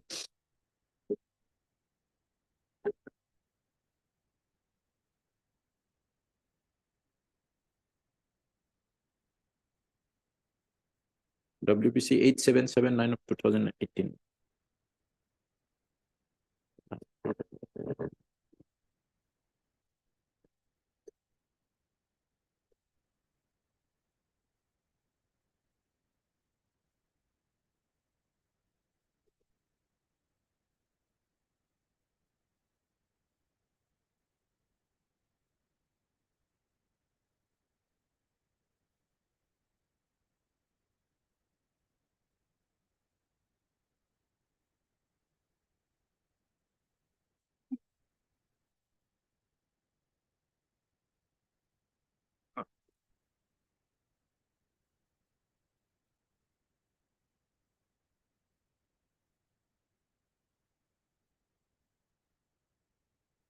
Monoduti Nandi and others, my lord, in that case.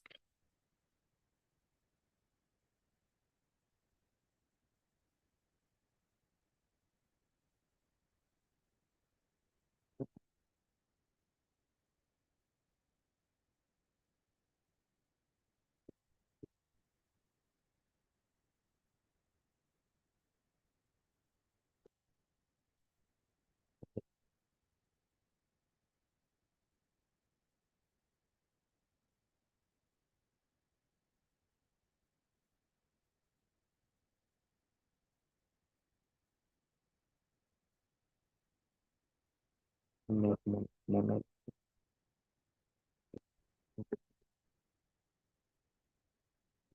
Normal.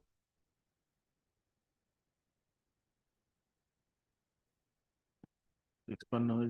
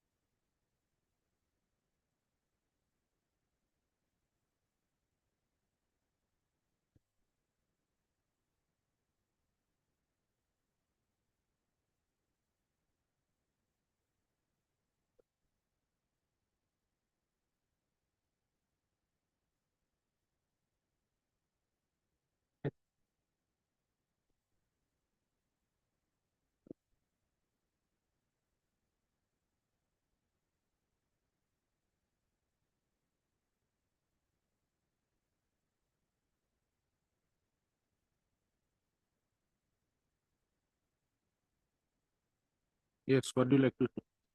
My lord, there, the position was that the petitioner was, my lord, detected to be foreigner of 66 to 71. And he was supposed to register before the tribunal, but before the FRRO, but he didn't register on time. He approached dishonorable court. Dishonorable court revert back the matter for, my lord, to the tribunal, saying that you have entered in 1966 after 66 and 71, but you have to show the continuous residence in the state of Assam. Where I have probably it is the last part, my lord. There are 7, Yes, 8. 8, my lord. In the instance case, the order of this so and so, is taken note of there is no finding of the facts that since the date of the entry into Assam, the petitioner had ordinarily been residing in Assam. The only finding arrived in the petitioner have entered in India between so and so to so and so. As the requisition of the condition precedent of section 683 had not been fulfilled in the case of the petitioner as revealed from the order of the tribunal, we are of the view that there is requisition of law to arrive at the finding of fact that the petitioner have ordinarily been residing in Assam since the date of their entry. So this has to be proved, my lord. So Lordship, may I leave, my lord? May I leave? I have another matter. I have nothing to say further. High Lord. And only one point, if your lordship may point it out, this is settled. And with regard to my lord revertal, because reverted, your lordship may kindly note down two judgments. I'm just giving the para and two judgments with regard to the admissibility of documents. Even though they submitted, it cannot be accepted as my lord admitted unless it's until it is an admissible document. So this is my lord WPC 2641 of 2017.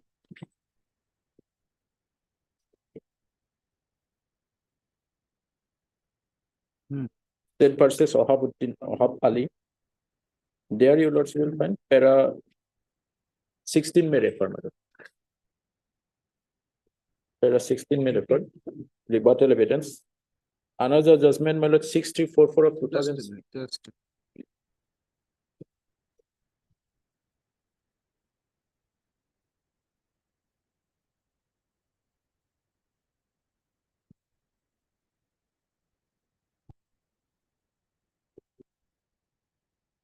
Another judgment. Another judgment, my lord 6344 of 2016, madam.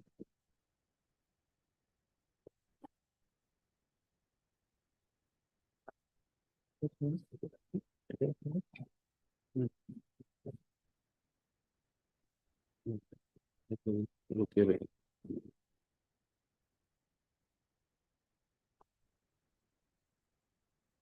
There your lordship will find Just.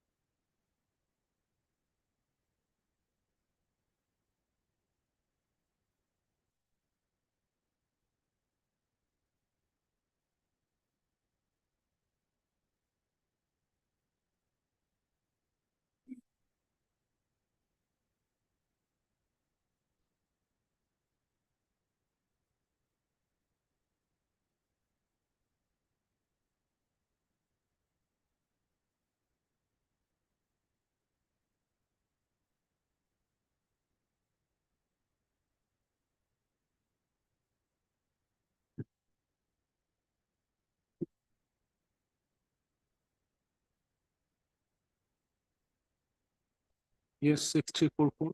yes 6344 2016, madam. There in internal piece 4, my lord.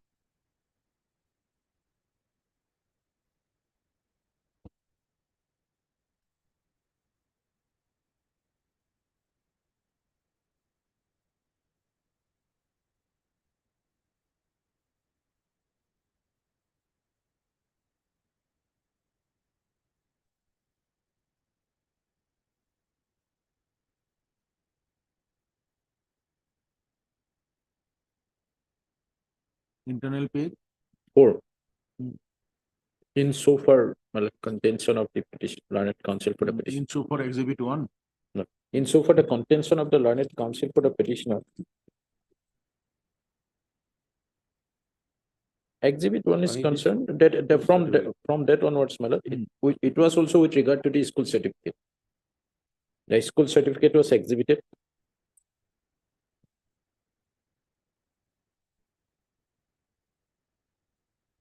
Yes, in so far contention of. Yes, madam. So for contention of the learned counsel for the petitioner, that since the state did not raise any objection as to the filing of such certificate and marking of the same as exhibit, therefore the said certificate should be accepted as a valid piece of evidence at its face value. We are afraid we can accept such sweeping contention of the help of the petitioner. Under paragraph 3A3 of the Foreigners Act 1964, a foreigners tribunal has the power to regulate its procedure for disposal of the reference expeditiously in time-bound manner. Therefore, while conducting proceeding, the foreigners tribunal has the power to regulate its own procedure. Paragraph 4 of the said order says, foreigners tribunal shall have the power of civil court while trying to suit under Code of Civil Procedure 1908 in respect of the summoning and enforcing the attendance of any person and to examine him or her in oath, requiring the discovery and production of any document, issuing admission, commission for examination of any applicability of any witness and directing the proceeding to appear before it in person. Therefore, applicability of the Code of Civil Procedure for proceeding before the foreigner tribunal is confined to the 4 situations as enumerated in paragraph 4. A proceeding before the foreigner tribunal is summary in nature and having regard to the scheme of foreigners tribunals order 1964, it will be too perfect to hold the detailed rules and procedure laid down under the Code of Civil Procedure and practice in civil court shall be applicable in letter in spirit in a proceeding before the foreigners tribunal.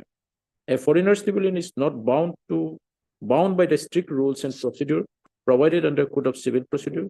There is more so because in a proceeding before the foreigners tribunal, burden of proof is always on the proceeding and he has to prove that he is not foreigner but a citizen of India by adducing evidence which are admissible, proved and relevant, having regard to the manner mandate section of section 9 of the Foreigners Act 1946. The burden which lies upon the proceeding never shifts. Therefore, the evidence that is tendered by the proceeding must be admissible in evidence, must be proved in accordance with law, and must have relevancy to the fact it issue. Just because objection to the document marked at exhibit by the proceeding is not taken by the state would not make the document admissible in evidence if it is otherwise inadmissible. So next period also, having said that, we are awarded the case in hand. In view of that, we have discussed above, we are of the firm view that the petitioner had placed the reliance of exhibit 1 certificate. Burden was on the petitioner to prove the said certificate as well as contents thereof, irrespective of whatever objection was raised by the state or not. So that is their duty under section 9 of the Foreigners Act 1946. So this aspect may also be considered. That's all.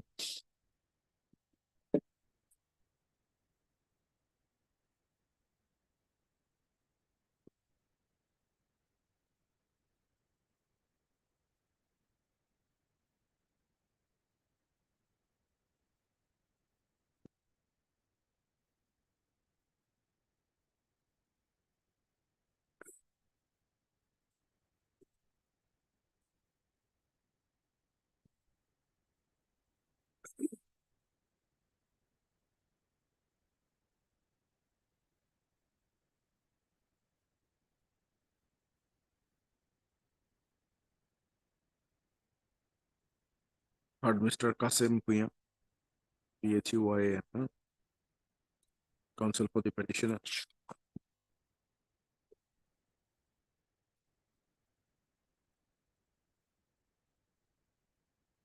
RMS, Business Terminal and CGC for the respondent.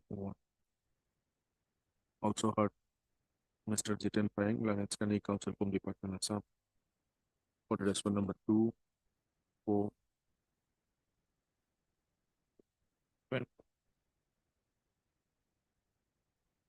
2 and 4. Mr. A.I. Ali, Standing Counsel Election Commission of India.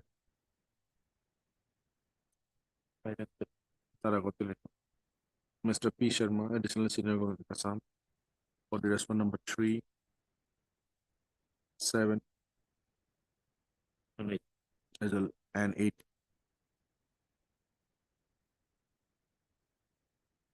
Mr. A. I. Ali, Standing Council Election Commission of India, for the response number 5.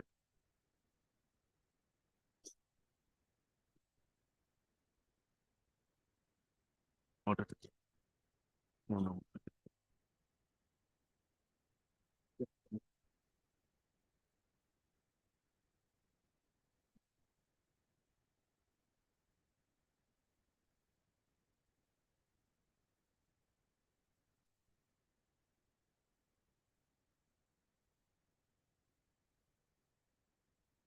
Come back at 2.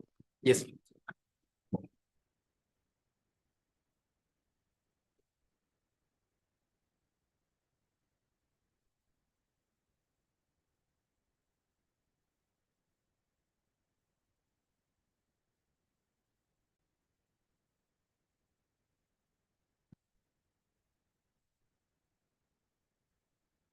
No representation on behalf of the petitioner on call. In the first half, a mention was made by junior counsel to Mr. A. R. Sikder, counsel for the petitioner, to accommodate him so as to take up the matter in the second half.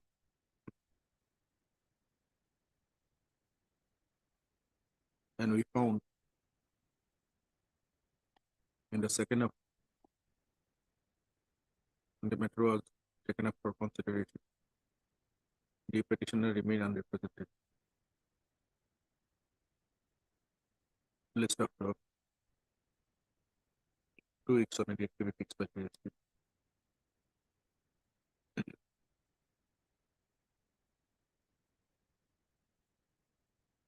Next.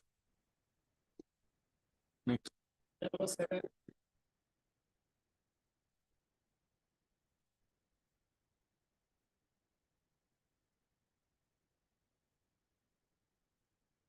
7 was it?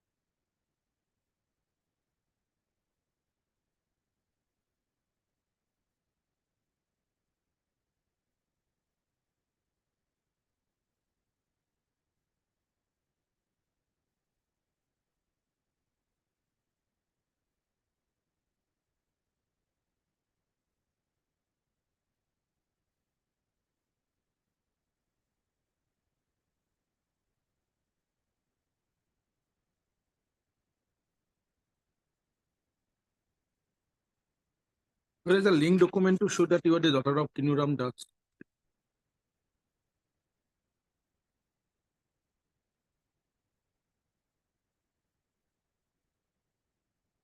How you have proved that you are the daughter of Kinuram Das?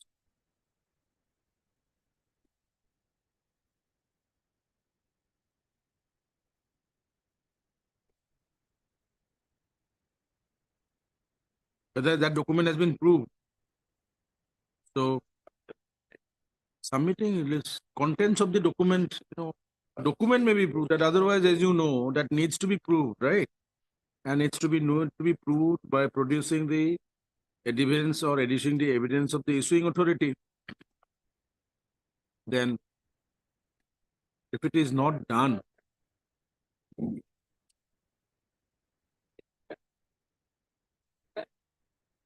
no, that, see, Mr. Biswas, possibly it is true that a person can appear for someone and can say he is my sister or he is my brother or whatever. It has to be linked with something. Where is that?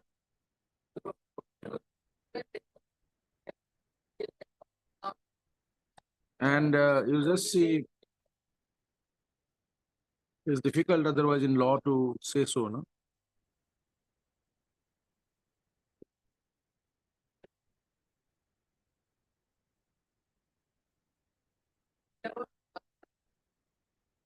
Not required. The proceeding have to, once the proceeding case has been considered that she is found to be a doubtful citizen, case has been referred to the tribunal, the foreigners tribunal. And the foreigners tribunal have issued notice.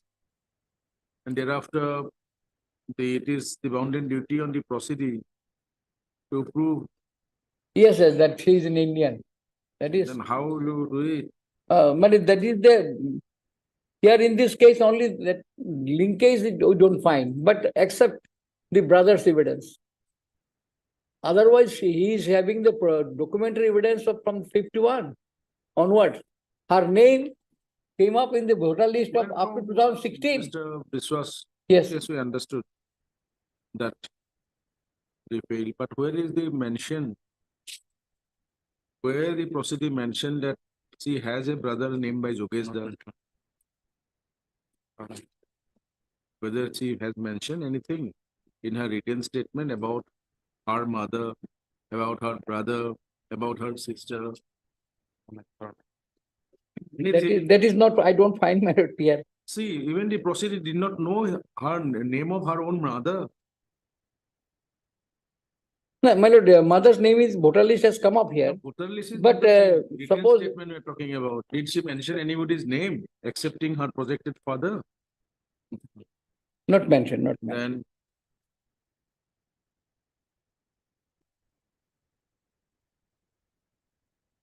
She has just mentioned that Kinuram Das was my father that's all. in a voter list of NRC 51 That's what and she said. subsequent voter list, my lord, That's what she said, and nothing else. in the same house number, my lord. That is the difficulty. My On father's name also certificates, recorded yes. in 70 voter list. I was born in 58 in village, Bilashi, Baralipara part 2 of, and I have gathered the information from my parents. I was married with Sudhin Now Chandra just Das. see the voter list of 1951. 51 voter list, not the NRC is there. NRC of 1951. Fine. So it was exhibit 1.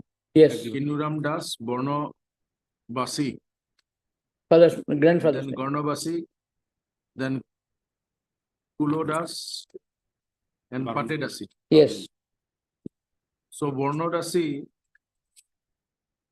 named as the mother of the proceeding. yes, as per Dhanobala, The Gaon Panchayat certificate, Bornobala Das, right? yes, Now, 1970 voter list, one Dhanobala Das. yes, Then 1985 voter list, exhibit 3. petitioner with husband, my lord. No, no. Yes, 85, my lord. 85. 85. Husband Shukan Das and Albela Das, Alibela. Why at the age of 35? Well, India it, is 85. Why not prior to that? it is also very What? difficult to answer, my lord. Probably That is the her reason. name was not in the voter list earlier. Now, why from the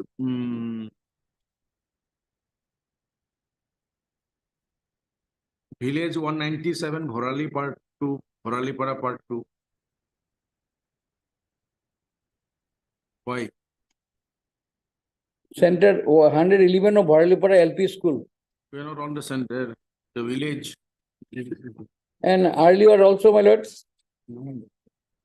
102 Bharalipara LP school. Why? That's the reason we are asking you. Sir, it is the center's number. No. Why the village Bhoralipara? Because you are a resident of Bhoralipara part 2. Hey, that is the only LP school center there. Mr. বিশ্বাস, you are a resident of I'm the resident of 308 Bharalipara part 2, second part. Bhoralipara, second part. Yes. Good. Even after marriage? No. After marriage, my lord, I am at Bharalipara second part 2. Maybe in the same village, marriage was taken. Is it? Yes. Sure. Bhoralipara part 2, 197 Bhoralipara part 2. It is reflected like that, my lord. And thereafter also, it is 115 Bharalipara part 2. Bharalipara part 2, lordship filed for 1989 also. Then 97 also Bharalipara part 2. Then, my lord, your lordship will find 2005 Bharalipara part 2. Then And why the proceedee received the notice at Santinagar colony, Abhayapuri? In the enquiry process, she gave her address.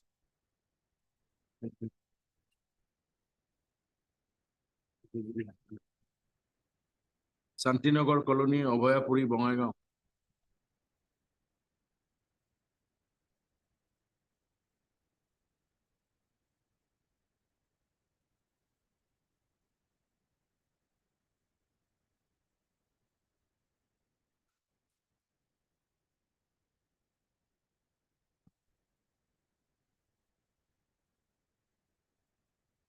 The name of her father was Kaluram Das.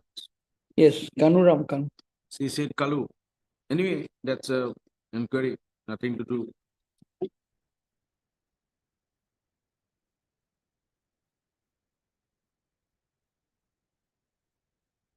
My lord, para 4 of my written statement, Kindly read. page 41, Hmm. that I was dwelling in the village Bharalipara part 2, now under marriage or PS, and I shifted my dwelling place to village Vokittari, Gunial Guri, under PS Matia, district Gwalpara, about 33 years ago. And earning, and since then I was dwelling there. Since my father's name has also been recorded in the voter list of 70 under That's an Obhayapuri affidavit SC. in evidence, not in written statement. Yes, it is in the evidence, my lord. Then that is not stated in your written statement.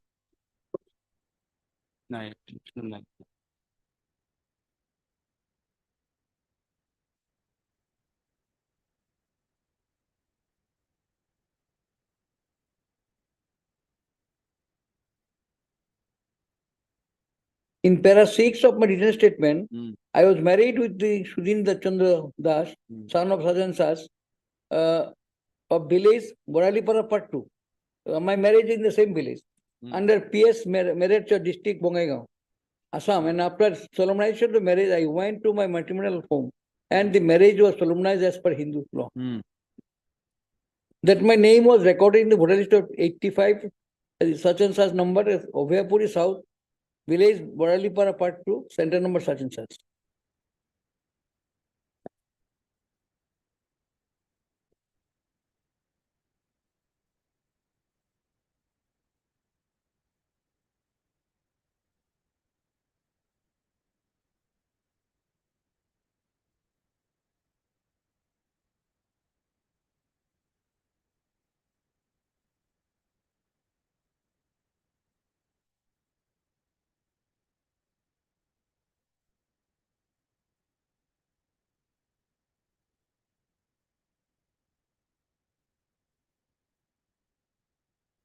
How you have proved your linkage with your Kinuram Das?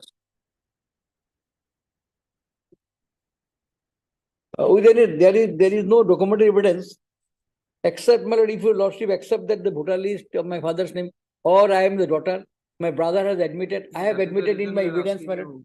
That will at least a voter list with your brother and father.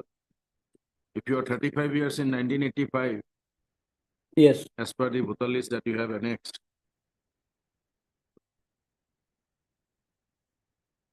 Born in 1950. 58 minutes. 50. 55 voter list, you are 35 years. Is not it? 58 I was born, my lord. You are saying In my evidence also I said, my lord. you were born in 19, when? 58 minutes. Page number 17.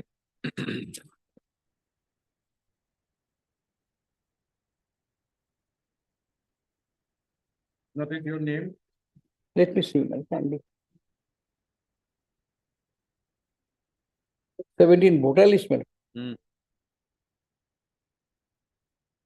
35 years. 35 years in the year 1980. 85. So, in January 1985, your 35 means your date of birth.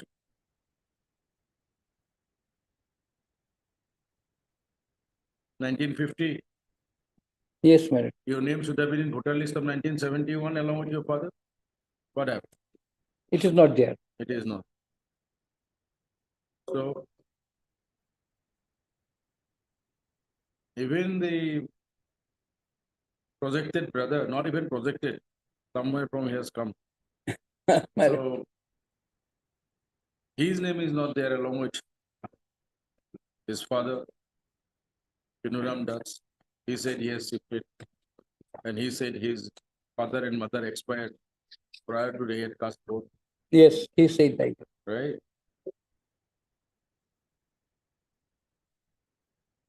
Is there anything to prove? your There is nothing, my lineage? lord, except this. These are the documents which I have got. I have placed before the tribunal, Ah, but tribunal has not you are accepted. relying on which document? But I am relying equally importing, giving importance to all the documents as well as Let the us voter see list. which annexer? My lord, regarding my documents and evidence that 85 onwards, my voter list is there. my lord. Where is there that you are the daughter of Kinuram Das? Husband Which- name is there, my lord, in all Husband this. name is there. You cannot prove by linkage to your husband. Husband name is there. Which is the, even in the voter list, where from only your someone DW2 who appeared as a brother, He said that my father's name is Sat. his father is fine. His father is my father. That's how you process it. Cannot be. How you have indicated you and DW2.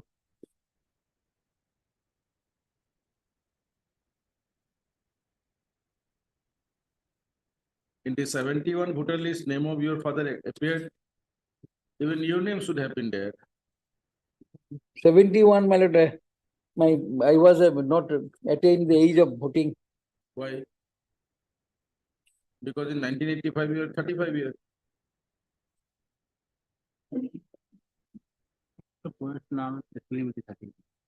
My lord, regarding age of the voter list also, sometimes it's some anomaly is You have to always there. accept it, whatever it is there. And you also will find in 51, my father's voter age is 45. Hmm. And my mother's age is 15. We do not know who is your mother.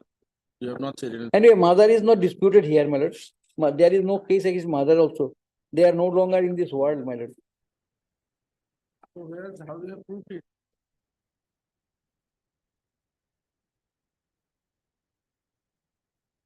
Anything else? And my lord, regarding this PAN card, my lord, Why My- the NRC name of your entire family is not there? Then you should have been there. NHC, my lord, in 1950, those who are there, their name has come up. This is 51. 51. Hmm. My father, mother, and others, brothers and daughter. How come you are not there? I was not born at that time. How can I have my name?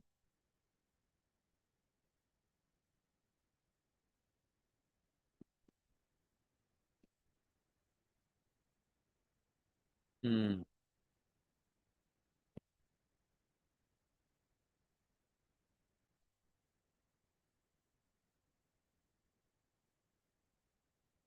Anything else? No, my lord, this is my submission. Yes, Mr. Gunjan Sharma, please. Lordship. Lordship, although Lordship NRC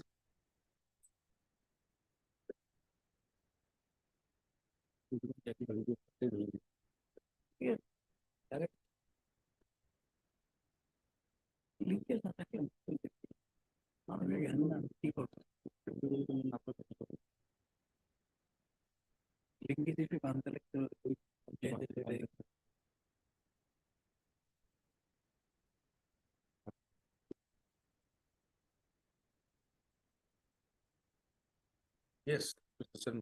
Yes, Lordship, in this case, Lordship, petitioner could not establish his link with his projected father.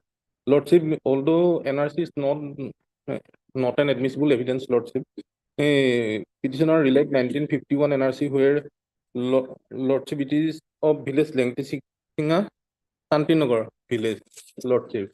And at that time, Lordship projected father's age was 45 years. If he is 45 years, Lordship, at that time, Lordship, his name should be there in 1966 voter list, Lordship. So, Lordship, that voter list was not here, Lordship, or neither exhibited before the tribunal, Lordship, 1966 voter list. Lordship, then Lordship, 1970 voter list, Lordship. Petitioner relied on 1970 voter list where Kinuram Das, Thonobala Das, Golok Das, and Surjaman Das appeared, Lordship. And Lordship, in this voter list, Lordship, Lordship, persons who appeared in the NRC, Lordship, those names are not there, Lordship, not reflected in that voter list, Lordship. Except, Lordship, here, Lordship, projected grandfather names also different, Lordship. Here, Lordship, 70 voter list, page 15. page 15, Lordship. It's not a certified copy. Yes, Lordship. Yes, Lordship. Section 76 Yes, Lordship. is not there. Yes, Lordship.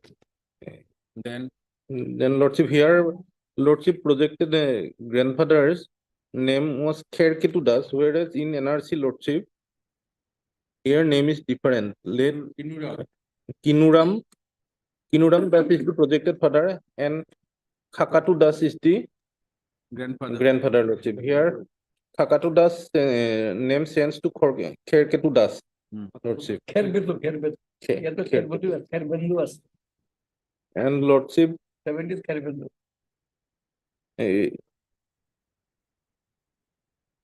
Lordship has already pointed out, Lordship, regarding brothers' evidence, Lordship.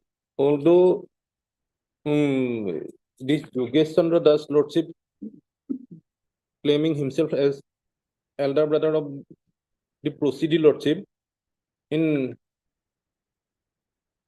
nowhere, Lordship, this Yogesh Das can able to place any one of the voter list, Lordship, where his father or any of the family members whose name appeared in the voter list of 1970, Lordship, appeared together along with this Yogesh Chandra Das, Lordship. So his evidence cannot be accepted for the purpose of establishing the link of the petitioner with the projected father, Lordship. Then, Lordship,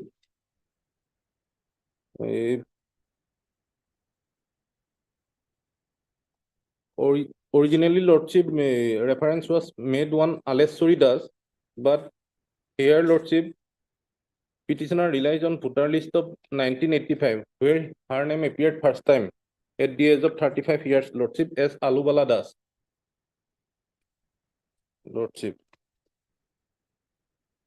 Although she was 35 years of age at that time, Lordship, his name should have appeared in the voter list of 1970, 71, or 1977, Lordship, 1979, but no other voter list has been placed by the proceeding apart from this voter list prior to 1971, Lordship. Prior to 1985. Lordship. Then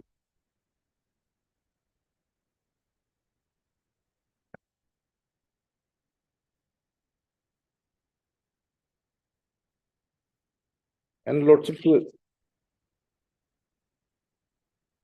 establish her link, she relied on Panchayat certificate which was not proved, Lordship.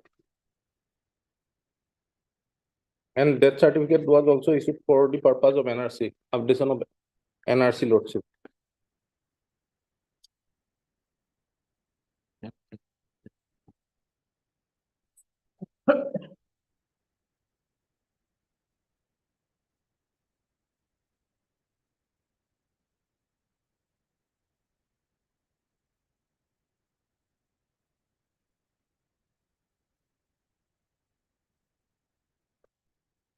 And Lordship,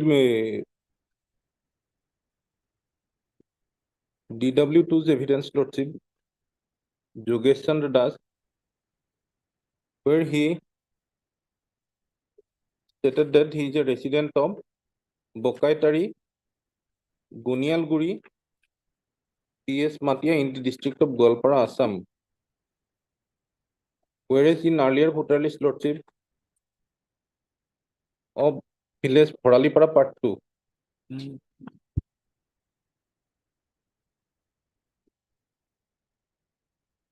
1970 voter list, Lordship.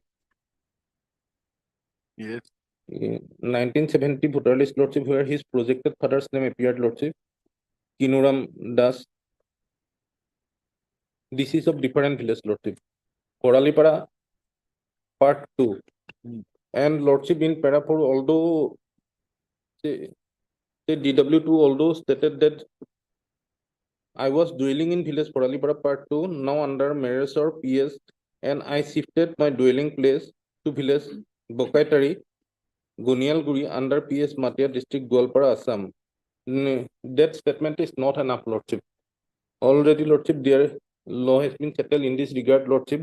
Oral testimony is not enough without supporting documentary evidence, Lordship.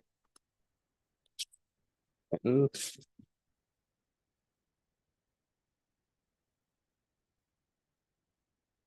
Lordship,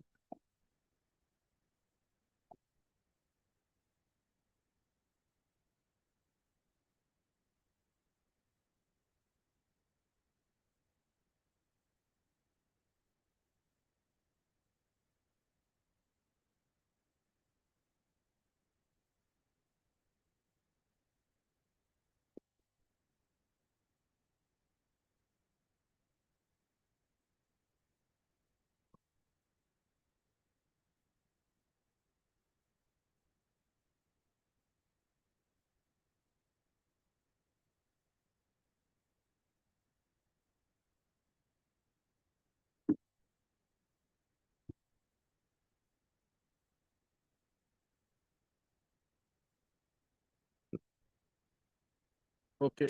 yes, Lordship. And regarding Lordship, parents' name, Lordship, mother's name, Lordship, petitioner is silent both in written statement as well as in evidence in chief, Lordship. Okay. Okay. Yes, Lordship. Yes, Mr. Viswas, any reply? No, my lord, I have nothing to say. I have nothing.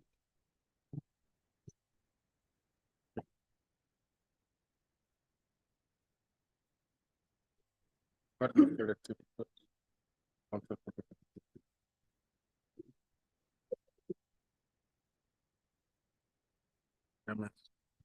Yes, sir. No. Also heard Mr. Z Sharma, Chennai Council on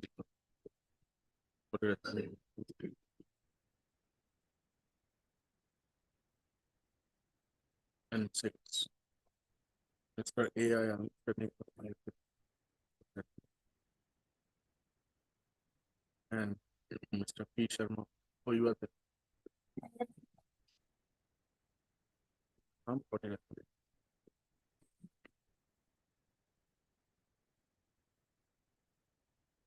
Okay, thank you.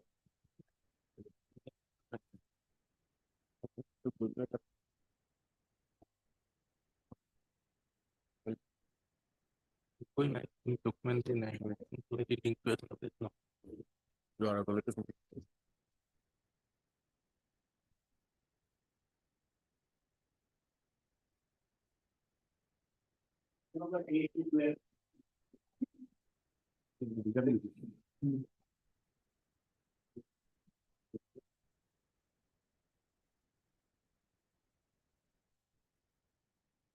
Let me please this honorable. Lords, these batch matters are habeas corpus petitions.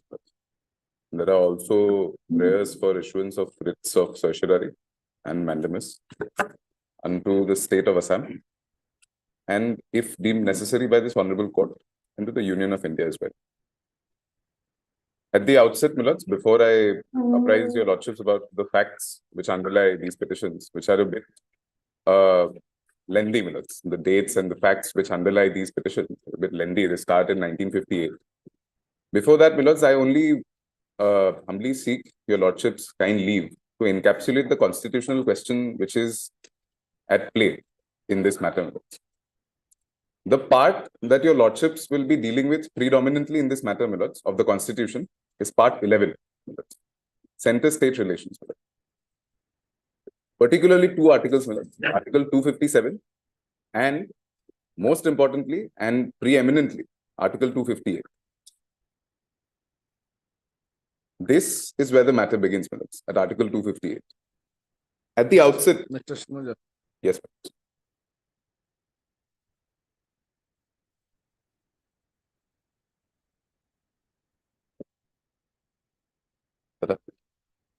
Foreigners Act.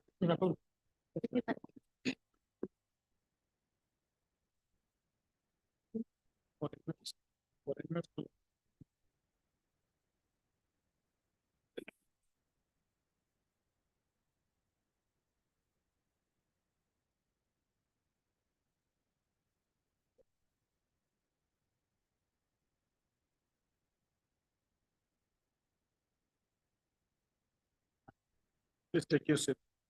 Milords.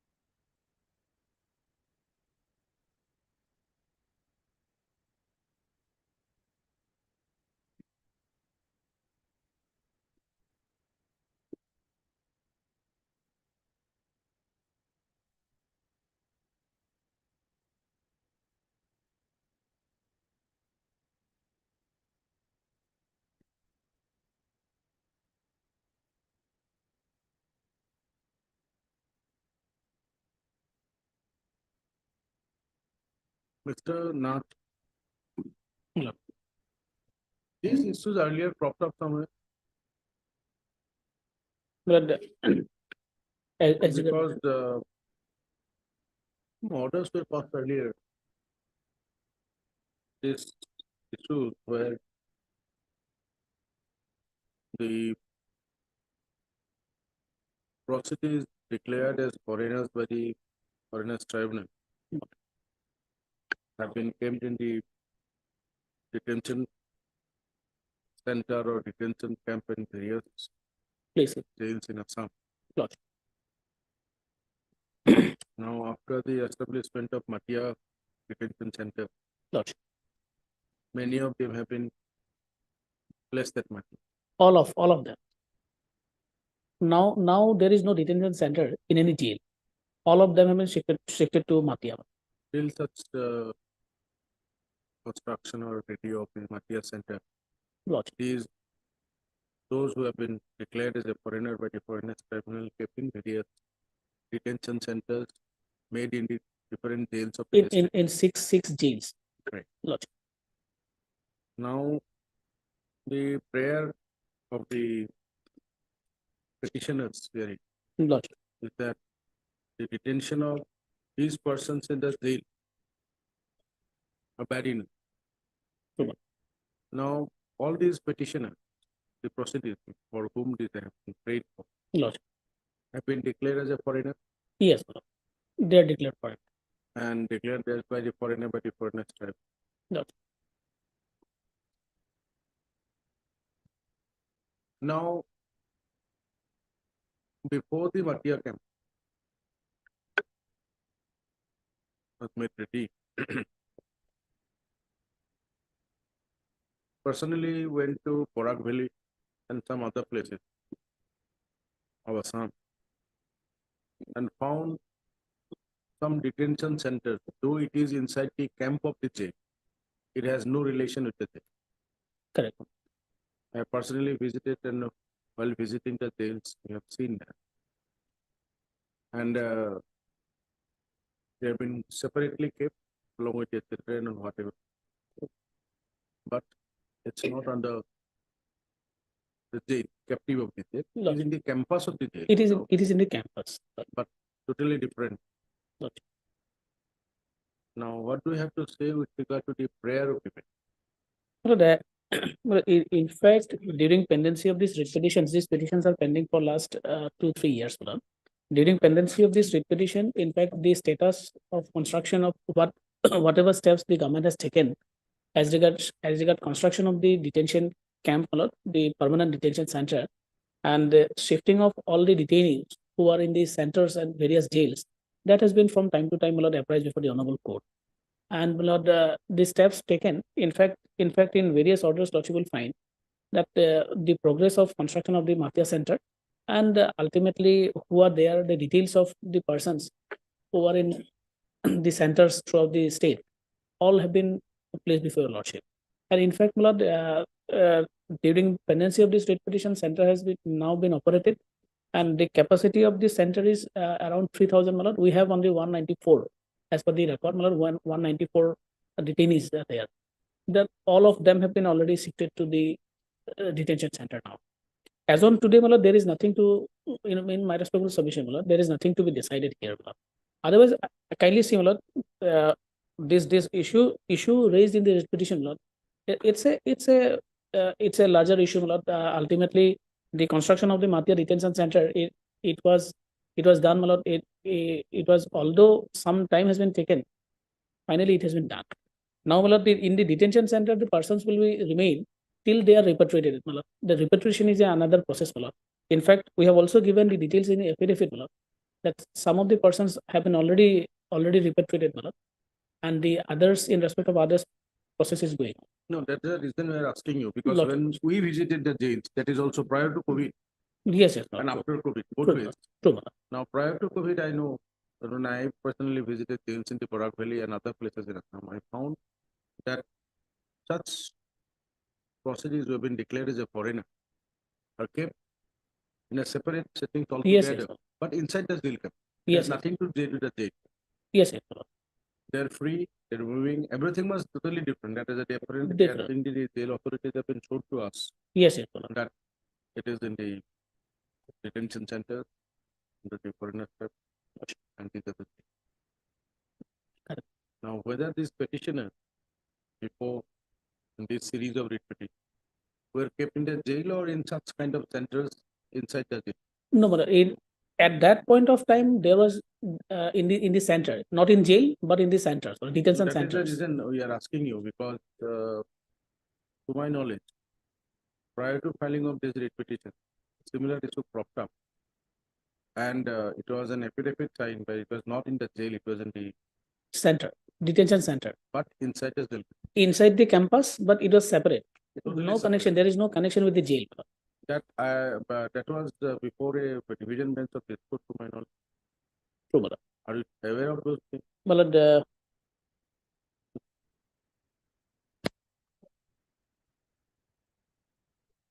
During the time when Justice Pia was looking after all these matters, Justice Correct. looking as he was there. true, my lord.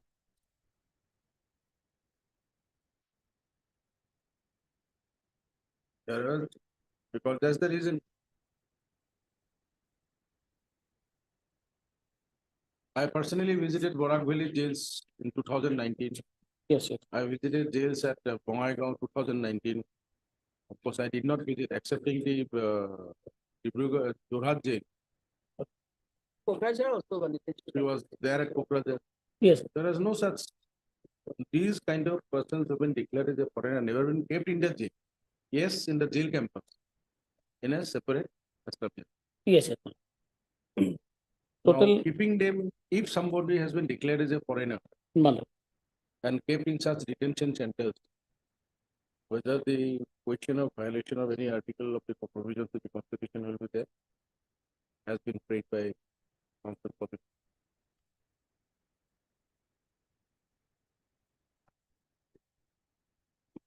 Well, in fact, that was the position. That was the position at that I'm point of sure time. there was an affidavit branch prior to this filing of this writ petitions in 20. I have to, my lord. Home Department will be aware. Home Department of the state will be very Yes, much yes, aware. definitely, my lord. They definitely they. This issue was raised earlier. Correct. And that is why we know True, when my we lord. visited in 2019 before COVID, True, my lord. particularly in Borak Valley and other districts at Bongaigaon and others. Right? Got it. My lord, I have to bring that. I can. Inside the campus, it's not denied that it's not inside the campus. It was inside the campus and altogether a different establishment. True, my lord.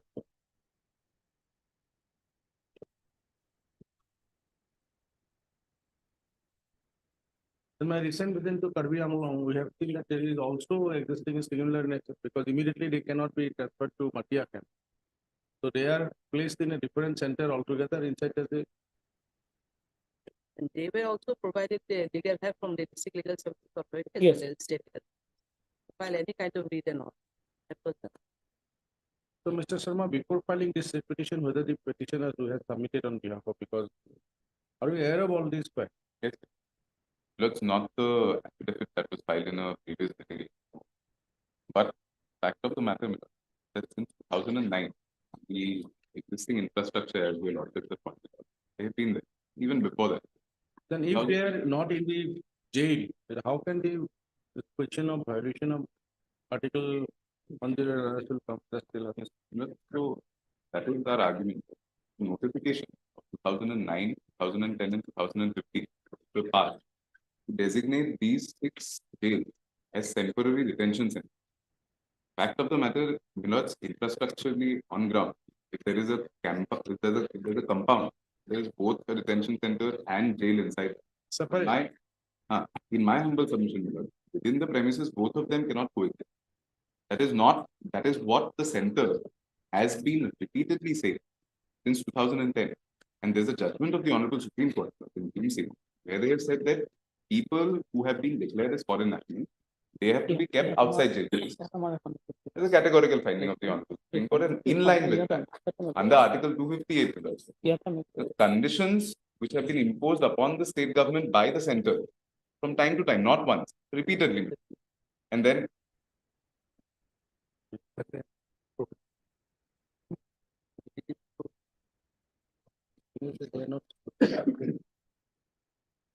as we have submitted it to the inside the campus, but yes, the that was the because till the construction of this Matia camp, so they Yeah, my lords, they have to be interdicted by the Honorable Supreme Court also. That you have taken 50 crores, what are you doing? This was in 2018. They completed the construction in 2022. And I'm not going to go into why that happened, and that's not my prerogative, but the Honorable Court's prerogative to answer those questions, but it is not my concern. So my humble submission is only this, that those 3 notifications by which central jails and district jails, 6 of them in the state, have been designated as temporary detention centers. That is directly in the teeth of the Supreme Court's judgment in Bhim Singh, and it violates the conditional entrustment of power by the center upon the state, which was done in 1958. My lords, under Article 258, if there is a conditional entrustment, it is incumbent upon the state government to ensure that each and every direction of the central government is scrupulously followed. Central government has been repeatedly saying that you keep foreign nationals separately from jails. They cannot be kept inside jail premises. And they have forborne to do that till 2022. It is on record, that till 2022 they did not do this. 2023 initially they started shifting the people. Then, milords, in February 2023, what they have done, and this is on record, milords, there's an affidavit in WPCRL number 6, Abanti Datta. Your ladyship and lordship will kindly see. There's an affidavit which we had filed at running page number 139. What they did in February 2023, milords, it's appalling. What they did is they converted Matia into a temporary jail. Because milords will recall, at that point of time, there was a whole arrest drive happening across the state under the Prevention of Child Marriage Act. All of these people, because they did not have the infrastructure to house them, they kept them in Matia. Matia. Now, milords, I'm sorry, sir. What has happened since then, since we filed that affidavit, milords, there is no reply. On verbally, milords, my learned senior has submitted before the Honorable Court in the past, and he'll not recoil now, that Matia now, it's not a temporary jail, all of those people have been removed. But there's nothing on record. Has that notification been revoked? No, not on record. Have they actually said that now Matia is not a temporary jail? No. The question, however, will still remain that do you have the power to convert a detention center into a temporary jail again? What you cannot do directly, milords, in my humble submission, you're prohibited from doing indirectly as well. If you are prohibited by the center. Lots of arrests were there, no, and the child provision. Yes. Lot of arrests were there. And in Matia, we have several blocks. In fact, there are only 194 detainees are there. So in one block, they were adjusted. The other blocks were taken for that purpose at that point of time because of the situation. But the state of Assam is facing infrastructural issue that we cannot deny. There are some the facts and situations are to be also considered. While looking into all these things. At that point of time, the other blocks, those were not, the detainees are not there. The number of detainees are very less. In fact, the capacity of the Matia Detention Center is 3,000. That is why at that point of time, it was zero. In fact, I submitted before the Honorable Court. Yes, that's true. Milords, I'll just point out one thing before this Honorable Court. That, milords, over the last 2-3 hearings also, this has happened. That this is not, milords, in this matter, the question at hand is not whether resources of our country can be used by both the union and the state together or not. Every time it gets derailed, it's not that. It's a more sui generis question about whether a state, a state in our country, in an area where it does not have legislative competence, can it exercise executive power? The answer has been given much earlier by the Honorable Supreme Court, with a number of judgments that where you do not have legislative power, you cannot exercise executive power. If that is so, how are you converting a detention center into a jail under the Assam Prisons Act? You do not have that power, because detention centers under the Foreigners Act, that is settled law by this Honorable Court on repeated occasions and by the Supreme Court, they'll also not deny it. Detention centers, in law, it is the prerogative of the center. There is a conditional delegation of power of 58 because of which they can exercise powers. But there is an ambit within which you can exercise powers.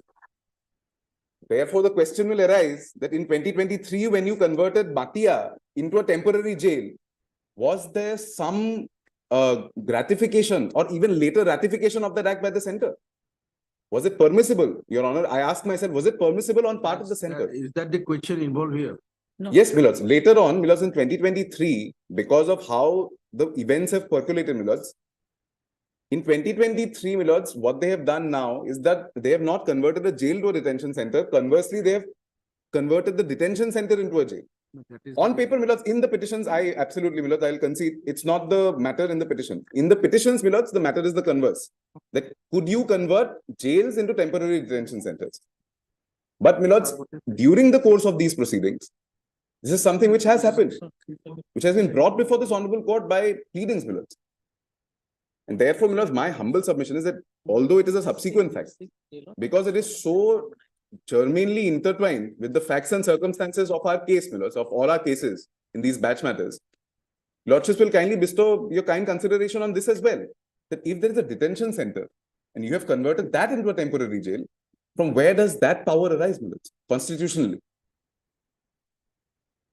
Because, Milods, in my humble submission, that is directly, Milods, an impediment of the union's executive powers, which is impermissible under Article 257 of the Constitution. It also is struck by the proviso to Article 162 of our Constitution. Their executive power is subject to the union's executive power, Milods. Please come to the Yes. notification of 25th of November 2009. Yes, Milods.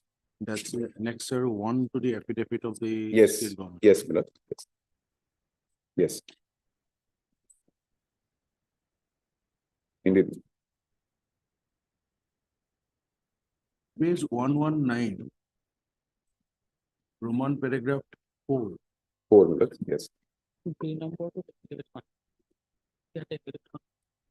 Milods are referring to Roman 4 Milods, That's right. the illegal immigrants from Bangladesh. That's there. The last part of that particular paragraph. Yes. It is like this. Still the nationality of such Bangladeshi national is confirmed. Yes. Yes. They may be kept in detention centers Yes. set up Yes. to be set up Yes. Milods. in the states and union territories concerned. Yes.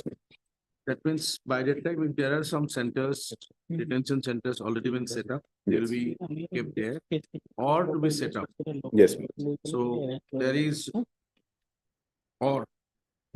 So they should be kept in the detention centers and come to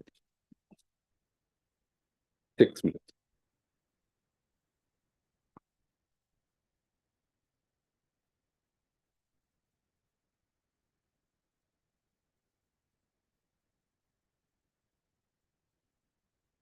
page 120-22, Yes, Milods. paragraph 3. Yes, Milods. It has also been decided that the state government union territories administrations could initially incur expenditure for transportation of the Bangladeshi nationals to the designated points before being handed over to BSF Hmm. and subsequently get this amount reimbursed along with the amounts incurred by them for performing the agency function on behalf of the central government under the Foreigners Act 1946, etc. Yes. However, Hmm. the entire expenditures involved in the setting up and running of detention centers Hmm. shall be borne by the state government, union territory administration concerned.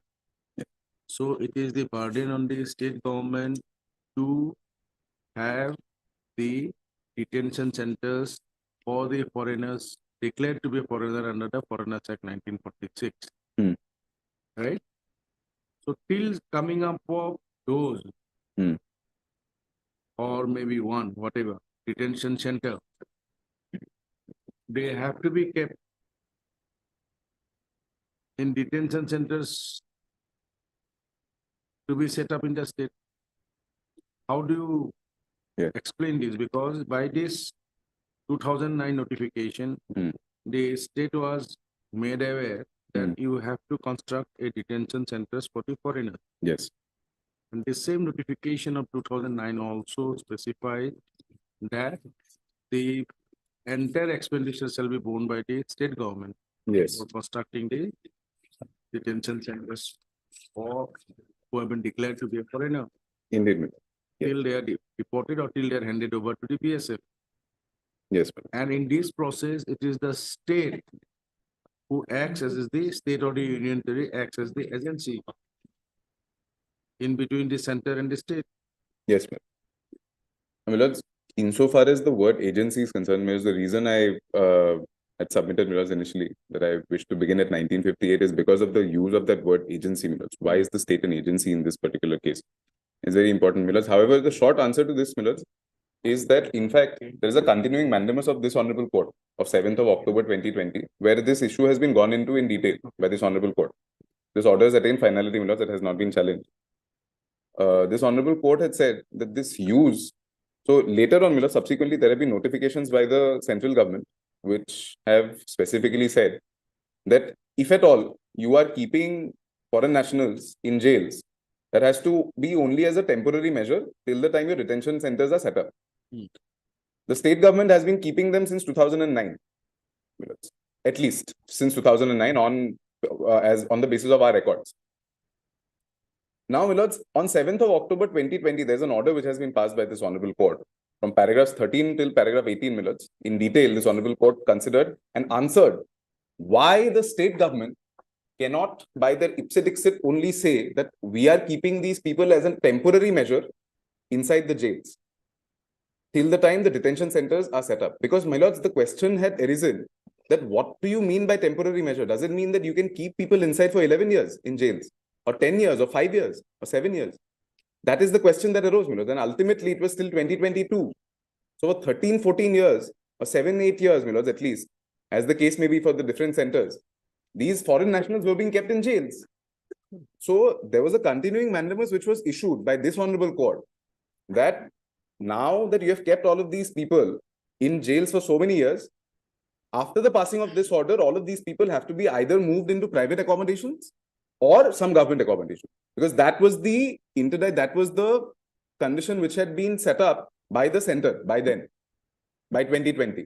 After 2009, Milords, there have been various other directives and instructions which have been passed in supersession of that direction, Milords, where the center has said that you have to keep them either in detention centers or private accommodations.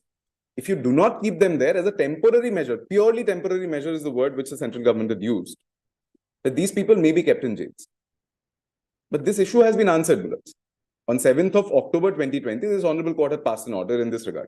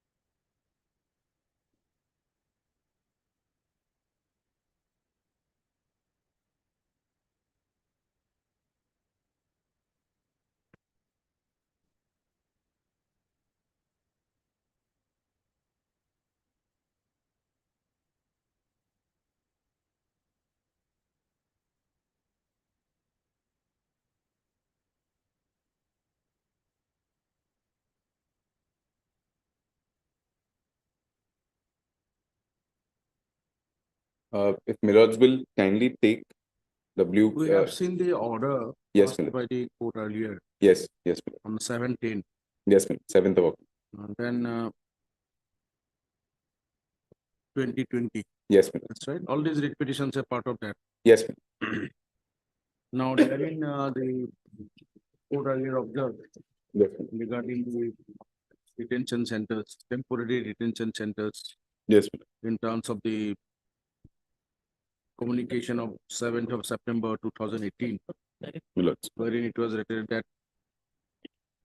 in case the setting up of such detention centers, holding centers, camps outside jail premises is pending, Yes, a specific area in jail premises has to be earmarked yes, by the state government for housing such foreign nationals, illegal migrants who are awaiting deportation as purely temporary measure, and such premises are should be well segregated Hmm. from the prisons, and the prisons procedure applicable to be under trials and prisoners are not made applicable to the foreigner nationals of illegal migrant detention centers. That was a notification of 2018. yes, my lords. Post court considered the fact that some of the detention centers, the 6 detention centers, notified detention centers, have crossed more than 10 years, and there is no permanent such detention chamber came up. Yes, And direction was given to place the action taken report. yes, Thereafter, what happened? Because that aspect was considered by the court earlier. yes. So that this in order, my lords, it was not complied with. None of September these. 2018, Yes, my lords. that notification of the central government. Yes, that, my lords, is at Annexure H, page 70 in Abanti Datta, my lords. That's petition 6. This So petition. the contents are already. Yes, here. yes, it's there already. Now, what happened thereafter? Whether the state government has No. placed any status report? No, my lords. No status report in relation to this order was passed, especially in relation to whether these people were brought into any accommodation. What they said was that commissioners have convened. The truth of the matter is, they said that commissioners have convened. They are trying to find out what cost will be involved if private accommodation Yes, is Mr. found. What was pursuant to this, what you have done? This judicial order, But in fact, what these petitions are filed on behalf of some of the detainees. that's But, right. But, in one of the case, my learned friend is now referring to WP Criminal 6 of 2020. There, this is filed on behalf of 28 detainees. Hmm. And in fact, my lord, There's an affidavit which was filed. Miller's an affidavit, I'm sorry, Miller. An affidavit dated 21st of December 2020 was filed in item number 8. Item number 8, Millers. That's petition 2 by respondent number 3, Millers. Millers will kindly, the answer to your lordship's question is there. you Which were, date petition? 2, Millers. Item number 8. That's Santanu Bothago, Millers. Affidavit was filed, that's right. Indeed, Millers. 21st of December, no, no, it is 2020. There was an affidavit that was filed. This is after the 710 order. Paragraph 3, Millers. Running page 162, Millers, will kindly see. Running page 162 in item number 8, Millers. Hmm. Yes. Paragraph 3. You are referring to the affidavit, right? Yes, yes. The- 21st of December 2020 in Santanu Bothago. Running page 162. Yes, 162, what do you want to? Yes, Millers. Paragraph 3.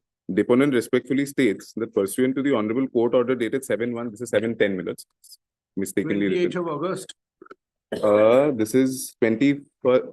No, Millers. This is in Santanu Bothago, Millers. In petition criminal number 2, running page 162. Which date it was filed? This is Millers affidavit dated. Who signed that? Yes, Millers. Noren Sondra Bosumatari, Millers. There is no paragraph 3. Oh, yes, Noren- paragraph 3, the list of detainees. No, Millers. No, this- There's a paragraph 3. Millers, there's an affidavit of 21st of December 2020. This is writ petition criminal number 2 of 2020, Millers. Yes, 21st of December Yes, Yes. para. 2020, para 3. Para 3, Millers. If I may read, Millers. The pursuant to the honorable court's order dated so and so passed in the instant case, government in home and political department has taken the following actions. No, no, 1. no. Thank you, Steps have been taken to find out suitable accommodation, preferably government building premises or higher private buildings to accommodate the detainees outside jail premises, who are currently lodged in 6 detention centers of the state till the completion of ongoing construction of detention center at Matia, Gwalpara, district. Accordingly, all DCs of the 6 districts have already been instructed by so and so rated so and so. 2. The Managing Director, Assam Police Housing Corporation, has also submitted a present status report on the construction of detention center at Matia Goalpara, which is likely to be completed by the month of February 2021. This again got completed in 2023. The Special Director General of Police and the Inspector General of Prisons are also instructed to take appropriate steps in pursuance of the order. Then 4 minutes on the next page, overleaf. As per decision taken in a discussion held on 15/10/2020, DCs of the 6 districts, namely so and so, have submitted proposals for arrangement of accommodation outside jail premises for the detainees who are currently lodged in detention centers. However, on scrutiny of the proposals, it appears that some of the districts have not made adequate provisions for electricity, lighting, water, gas, and sanitation, which are absolutely necessary for human habitation. The concerned deputy commissioners of the districts have been directed to recast the estimates incorporating necessary provisions for electricity, lighting, water, gas, so and so, besides security infrastructure. In this regard, tentative cost of proposal for arrangement of accommodation of alternative detention centers is estimated to be rupees 8 crore 32 lakh so and so.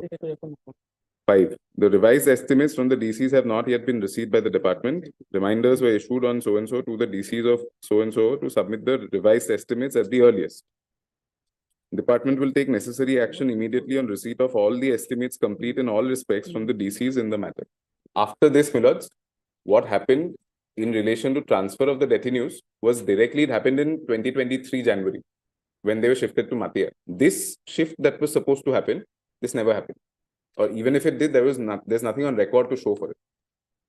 There's no affidavit which is filed, Milords, subsequently by the state to demonstrate that the order of 7th of October 2020 of this Honorable Court was in fact complied with in completion. This is the last affidavit which was filed in relation to that, Milords.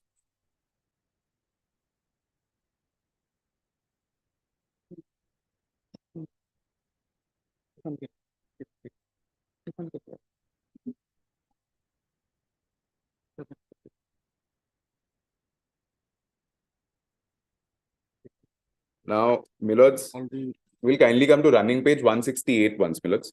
Same matter, running page 168, Roman 4, Milords, will see.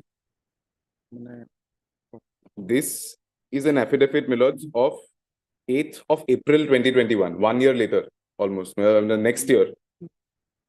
Roman 4, Milords, will kindly see at page 168.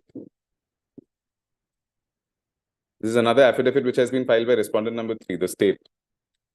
Roman 4, in pursuance of Honorable High Court's direction, order for making alternative arrangements for accommodation of the detainee outside jail premises, we had already instructed DCs of 6 districts so and so to submit proposals.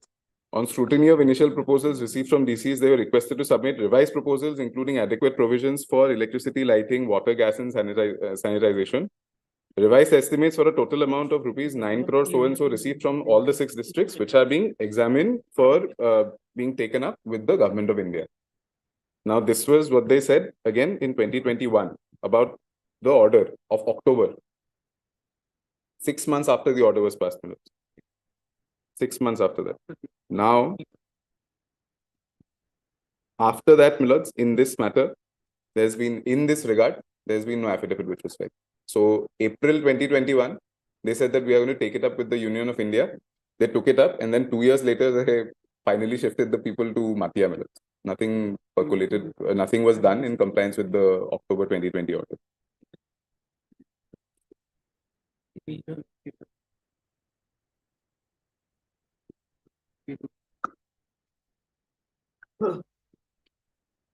Milords, in my humble submission, Milords, the contempt could have been filed, but these matters, Milords, they are, because a lot of them are filed in representative capacity. So at that point of time, Milords, no contempt was filed. But in fact, Milords, now there might be a suggestion or there might be a submission on part of the state that because there was COVID going on at that point of time, there was a pandemic situation, therefore compliance could not have been made. Even if that be so, Milords, there's nothing on record for them to make that submission now. Not once did they say that there was a pandemic going on and therefore the court's order could not be complied with. And this is not about substantive compliance, Milords. There's no compliance because there was only one thing that was directed by this Honorable Court. Yes, come to the order at 17/11/2022.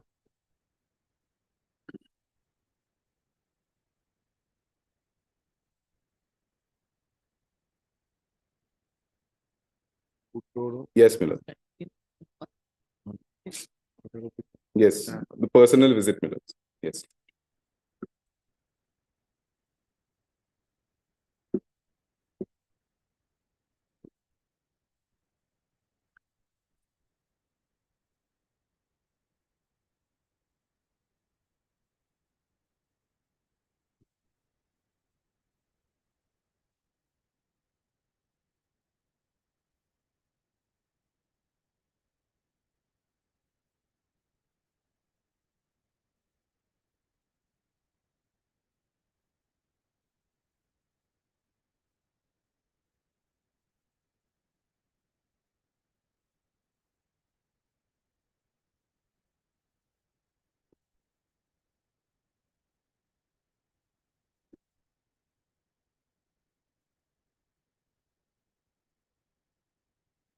Then 2nd of March 2023. Indeed.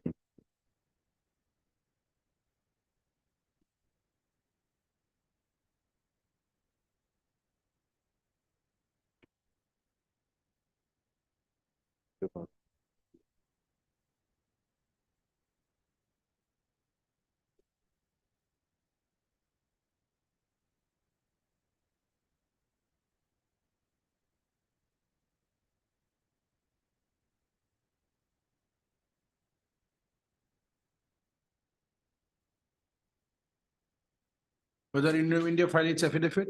Yes, Milord. When? Recently.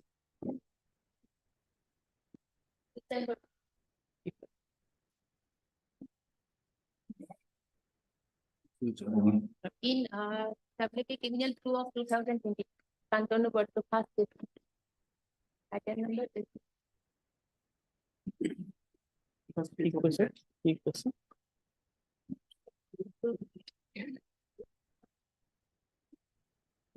Okay, 273.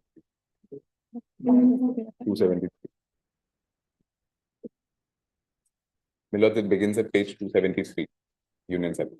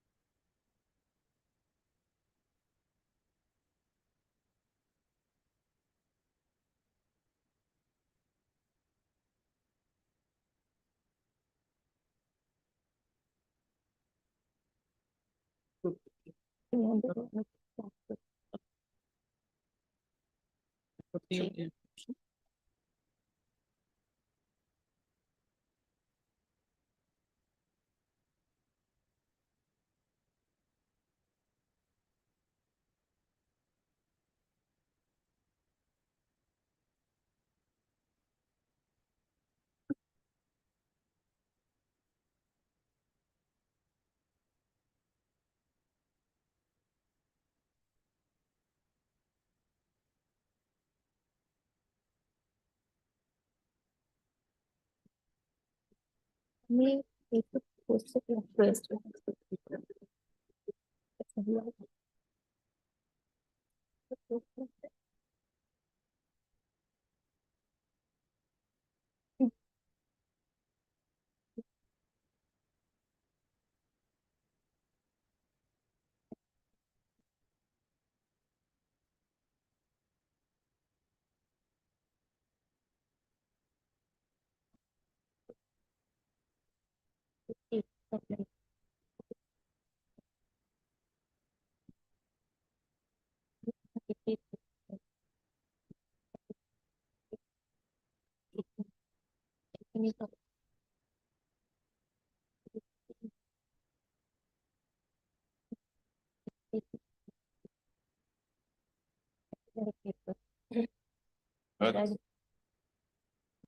Your lordships are considering the union's affidavit, my lords. Let me point one thing out, my lords. Only one thing. My lords will kindly see paragraph 14 at page 279, my lords. Paragraph 14. My lords will kindly take a note. I'll only invite your lordship to paragraph 14 at page 279. With regard to statements made in paragraph 24 and 25 of the writ petition, the deponent reiterates and reaffirms the statement made in paragraph 3 of the affidavit in opposition. Please note, my lords, paragraph 25 of my writ petition at page 19. They are my grounds. My lords will kindly see paragraph 25 of my writ petition. They are my grounds. The entire gamut of my writ petition, where I've said as to why the detention of these foreigners is illegal. Now they are saying that we beg to reiterate what is there in paragraph 3 of our affidavit in opposition. My lords will kindly see paragraph 3 at page 274. Because I can read the entire paragraph for your lordships. However, my lords, in my humble submission, my lords, there's going to be a waste of time because what they have done in paragraph 3 is that they've given your lordships a brief history of how since 1946, the Foreigners Act has said that the central government has the power, has the legislative power to determine the conditions of imprisonment and arrest and detention of foreign nationals. That is all that they have said in paragraph 3. My lords, if that is the case, then I'll have to rest my case, my lords, because then the union has conceded that yes, only we have the power to determine the conditions of imprisonment or detention of foreign nationals. That they have done through various directives, and the state has acted in direct contravention of them. Their answer to all of my grounds is that it's answered in paragraph 3. In paragraph 3, my lords, they have said that the Foreigners Act, read with the Foreigners Order of 1948, it bestows the power, legislative and executive power, of determining the conditions of detention of foreign nationals in our country on the central government. That, my lords, is the cornerstone of my case. That the central government has that power. And only they can impose conditions under the conditional entrustment of 1958 upon the state of Assam, that this is how you imprison.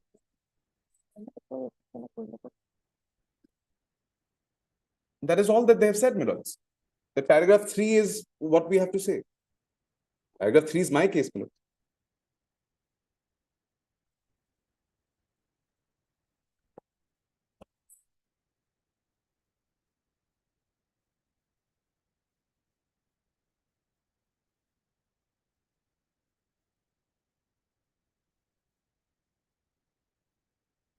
Paragraph 14 is sworn as a matter of record, minutes.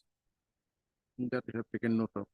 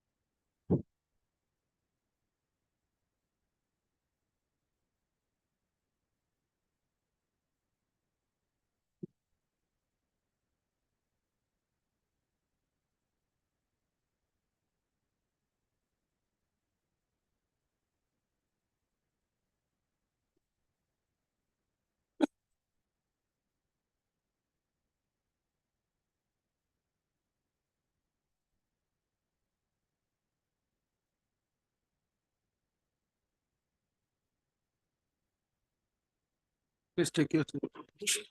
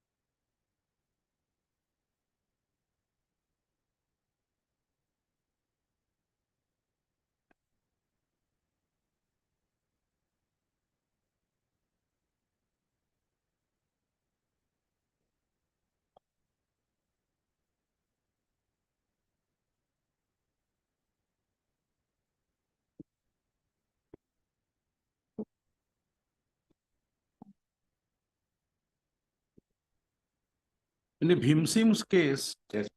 where is that it is not, it should not be inside the jail campus. Yes, sir. But we'll kindly. If you read that para 6 of the Bhimsim, we are Yes. reading now, Yes. it is very specific Yes. that the places where they are to be kept, Yes. detention centers, or by whatever name such places are called, must have basic facilities of electricity, water, and hygiene. Yes. So, Yes. There's just the line above that. Suffice it to say that these 37 persons have to be formally released from jail immediately and be kept at an appropriate place with restricted movement pending their deportation repatriation. yes, they were in jail, Yes, yes. They were kept in jail premises. but here their cases are detention centers, 6 detention centers. No, no. They are jails. They were renamed because the notifications of 2009, 10 and 2015. That is the reason, that is Yes. the reason we are telling you. Myself and my sister both visited jails in separate way, individually. We know. Yes, yes, That is why I'm saying, they are inside a jail campus, no doubt. yes, But separate provisions are made with electricity. In fact, I have seen fans were there, yes, yes. running waters were there, toilets were there, Yes. electricity were there. Yes. Because my humble submission is that similarly in jail, women and men are kept separately. However, Milods, that the very fact that all of these people are within the jail premises is what is interesting. See, Bhim Singh is the beginning. Milods. Are you comparing that jail and these kind of the quarters? In the jail premises, there are also quarters of the police officers. Yes, yes. Have you visited jail? Indeed. Which jails you have visited? Because Borpeta, Moregaon, Kibohagor, Dibrugarh, Guwahati, Milods have been to all of these jails.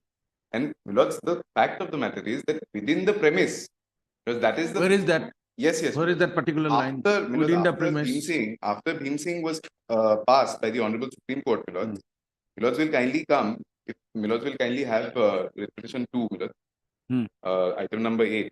After Bhim Singh was passed, in 2012 itself, the central government had passed the notification of 7th of March. Because in this particular page 44, yes, order yes. of the Honorable Apex Court, there is Yes. no mention that it should be in the jail campus or outside the jail campus. Yes, yes. Because the central government has interpreted it that way. Because will kindly come to page 44 of repetition 12, item number 8. That consistently that has happened. Because page 44 of 7th of March 2012, there's a notification. Now, Milods will come, the relevant portion is para 4 at page 45.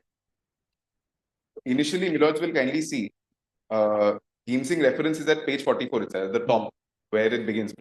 I'm directed to forward here with a copy of the order of so-and-so of Honorable Supreme Court in so-and-so filed by Bhim Singh versus Union of India. Milods will see that at page 44. So, this entire letter is in relation to the order passed in Bhim Singh. Now, Milods will kindly come to para 4 on the page overlay, page 45. If I may read, Milods. Para 4 at page 45. The observations of the Honorable Supreme Court of India in the matter and this ministry's instructions dated 2/7/1998. Milods will kindly mark this. It's very important. Since 98, this has been happening. As mentioned in para 2 above, are brought to the notice of all state governments / union territory administrations for strict compliance.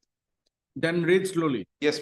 It may please be ensured that all foreign nationals who have completed their sentence but whose deportation repatriation is awaited due to non-confirmation of nationality issue, if travel documents by the country. Issue of travel documents. Yes, yes. If this is for CFNs, this is only for convicted foreign nationals, not for detected foreign nationals.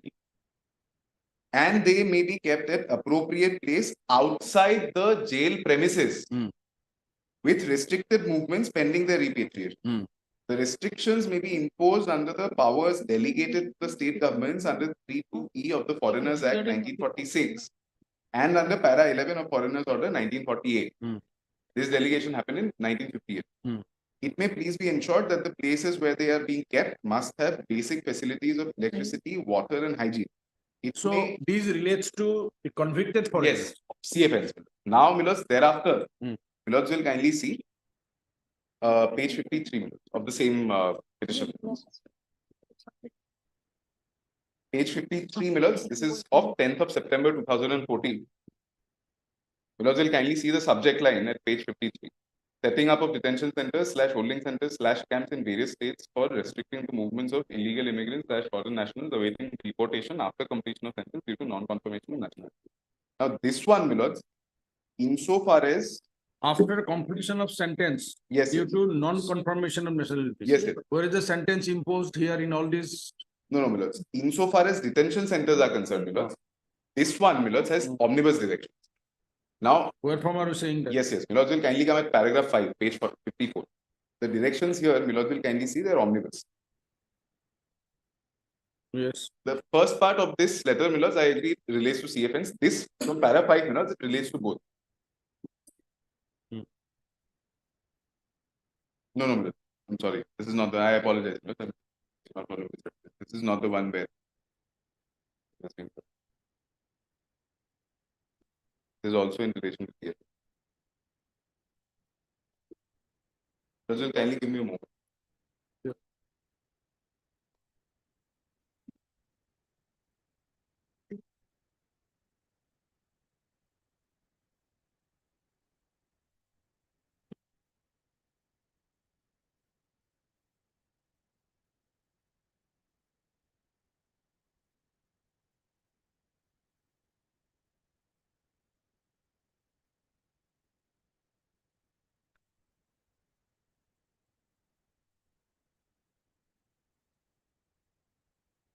So 12 and 14 notification will not be applicable for For the other, DFS. only for convicted foreigners. On Now, the with face of regard it. to other detained foreigners Yes, yes. referred by the tribunal or affirmed by the tribunal, what is the direction of the central government?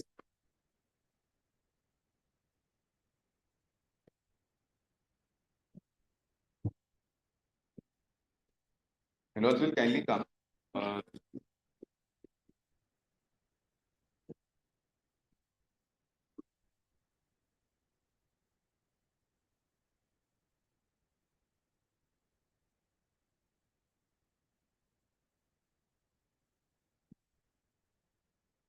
That will trouble your lordship to come to petition number 6, Milord. Apanti Datta. Apanti Datta, Milord. Next shall reach at page 7. Petition criminal number 6.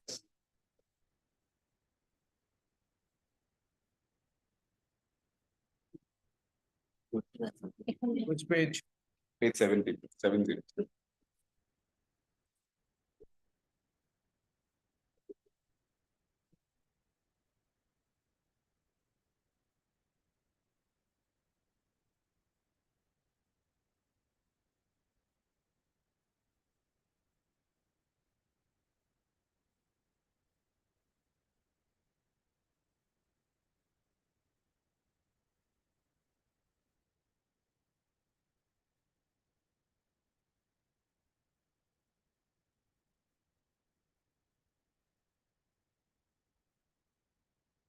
Milord, this letter has been referred to. This is the letter which has been referred to in the 7th of October 2020 order of this Honorable Court.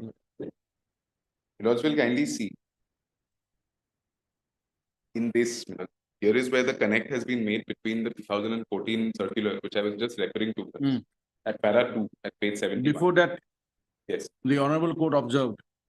The Yes. petitioners has also prayed that the pending deportation of the declared foreign nationals, Yes.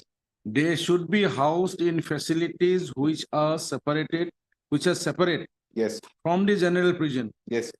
population, general Indeed. prison population, Yes. and they should be provided basic amenities in accordance with their rights under Article 20 of the Constitution of India, Yes. including but not limited to adequate dietary allowance, such and such and such. So there Yes. is no question of, their prayer was not that they should be kept outside the prison. Yes, yes. This was They in that should be kept separate from general prison population. Yes. And what we have seen before in these jails, Yes. they weren't kept in separate altogether. Indeed. Yes. So Altogether separate. now where is the Milords will direction come of to the para- court? Show us the direction of the court Yes. or the notification. Yes, yes. Milords will come to para 2 and para 3. Hmm. Para 2, Milords, and para 3, they have invited attention to two things. Milords. Two notifications. One is the 2014 one. Milords will see in this connection, your kind attention is invited to Ministry's letter of even number dated so and so conveying instructions regarding setting up of detention centers for restricting movements of illegal immigrants so and so awaiting deportation after completion of sentence due to non-contribution of national state.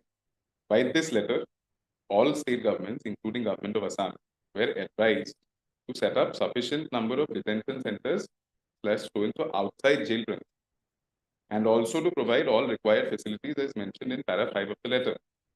It was also suggested that pending acquisition of land and construction of buildings, state governments may consider hiring of suitable accommodation for this purpose, which was reflected by this honorable court in the order of 7th of October 2020, which was for both CFNs and DFNs. That was the view that had been taken. Para 3. You are once again requested to take appropriate action to implement the decisions conveyed by this ministry's letter of even number dated so and so, 2014. This is where the connect is made with CFNs and DFNs. In case pending setting up of such detention centers outside jail premises, any specific area in the jail premises has been earmarked by state government for housing such foreign nationals who are awaiting deportation, Milords will kindly mark as purely temporary measure. Go ahead. As Go ahead. purely temporary measure, it may please be ensured that such premises are well segregated from the prisons housing the under trial and convicted prisoners, and that strict prison regimes applicable to such under trial and convicted prisoners are not made applicable to the foreign nationals housed in the detention center. It may also be ensured that segregated area for housing such persons shall have the basic amenities like electricity, drinking water, hygiene, accommodation with bed, so and so. You are requested to ensure that the persons housed in such detention centers These were, again, that is definitely, these are segregated areas, not with these Because other inmates of the these- jail thing. this notification, my lords, has already come under consideration. Hmm. And which is why, my lords, the 7th of October 2020 order was placed before this honorable court. That there is a continuing mandamus which has been violated by the state. My lords, they have not brought on record anything to show that there is compliance. Now, But that is a Mr. separate matter Sharma- altogether, my lord. Mr. Sarma, the two things are there. Yes, If we accept that proposition of yours, right, yes. then we have also to consider that aspect that the court, considering those matters, Yes.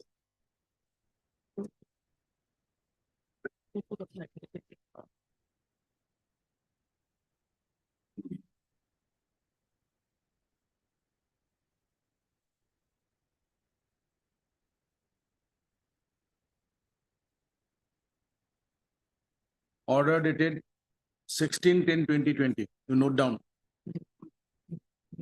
Yes.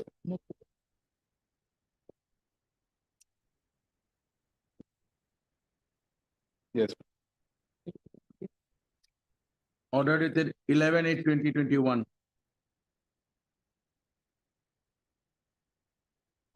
Yes.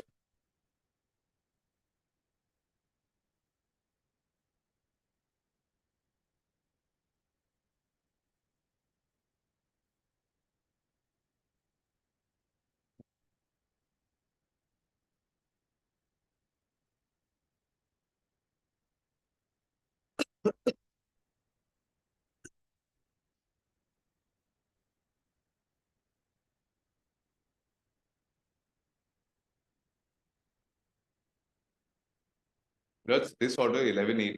You're coming to it. Yes, referring to.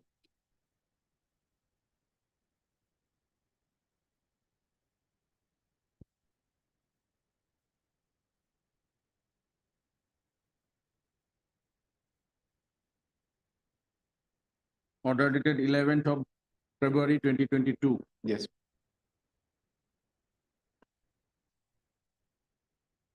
Then these are all single bench order. Then thereafter comes this division bench order on 4/8/2022. Yes. 22nd of September 2022. Yes.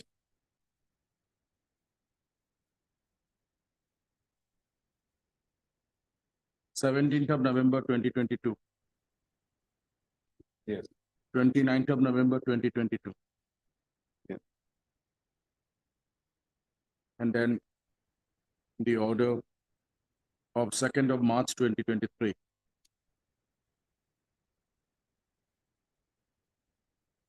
Yes.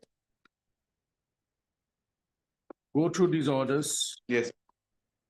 and tell us on the next date whether the prayers made by the, on behalf of the detainees can be considered, because what we found that earlier the courts have granted such relaxation to the state government. Yes. To proceed with the construction. Yes. And to complete the construction. And then to, regarding the transfer of the detainees who are inside the jail. Yeah. Not into the jail, in the detention centers, to be transferred to Matia. Yes. If that relaxation was earlier given, and accordingly it was considered, what is the question of granting the prayer made by you at this stage? Go through these orders, think over and tell us. Very good. On 10th of March 2022, an affidavit has been filed That we have seen, in compliance with 11(2). that we have seen. No. Those orders we have, those No. affidavits we have seen. No. Go through, Mr. Saman, tell us on the next date. Yes, very good. That's it. Any hearing date? When? After 2 weeks? Whatever is convenient for your lordship. No, next week, because we have only 4 days. Again, okay. there will be a holiday. Yeah. And sister will also not be available. 30th, my lord. You don't know. Let it be on six or 7. Let it be on 6 for the first time. 6. Then we'll see. Sure. Consider hard. So, counsel for the petitioner. Hey, Gautam. Yeah, right? Hey, Gautam, my lord. A Gautam Yes. for the petitioner.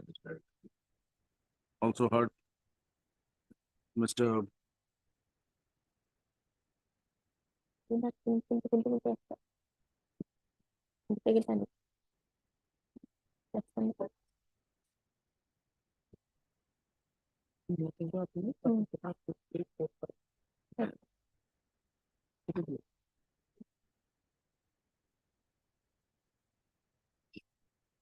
MS A Gayan, Lorette HGC for transport number 1.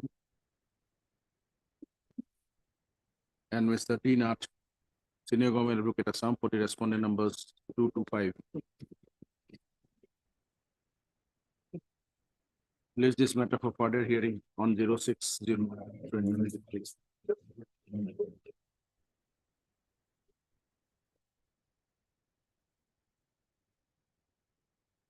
Serial कोई ठोक नहीं। Grateful.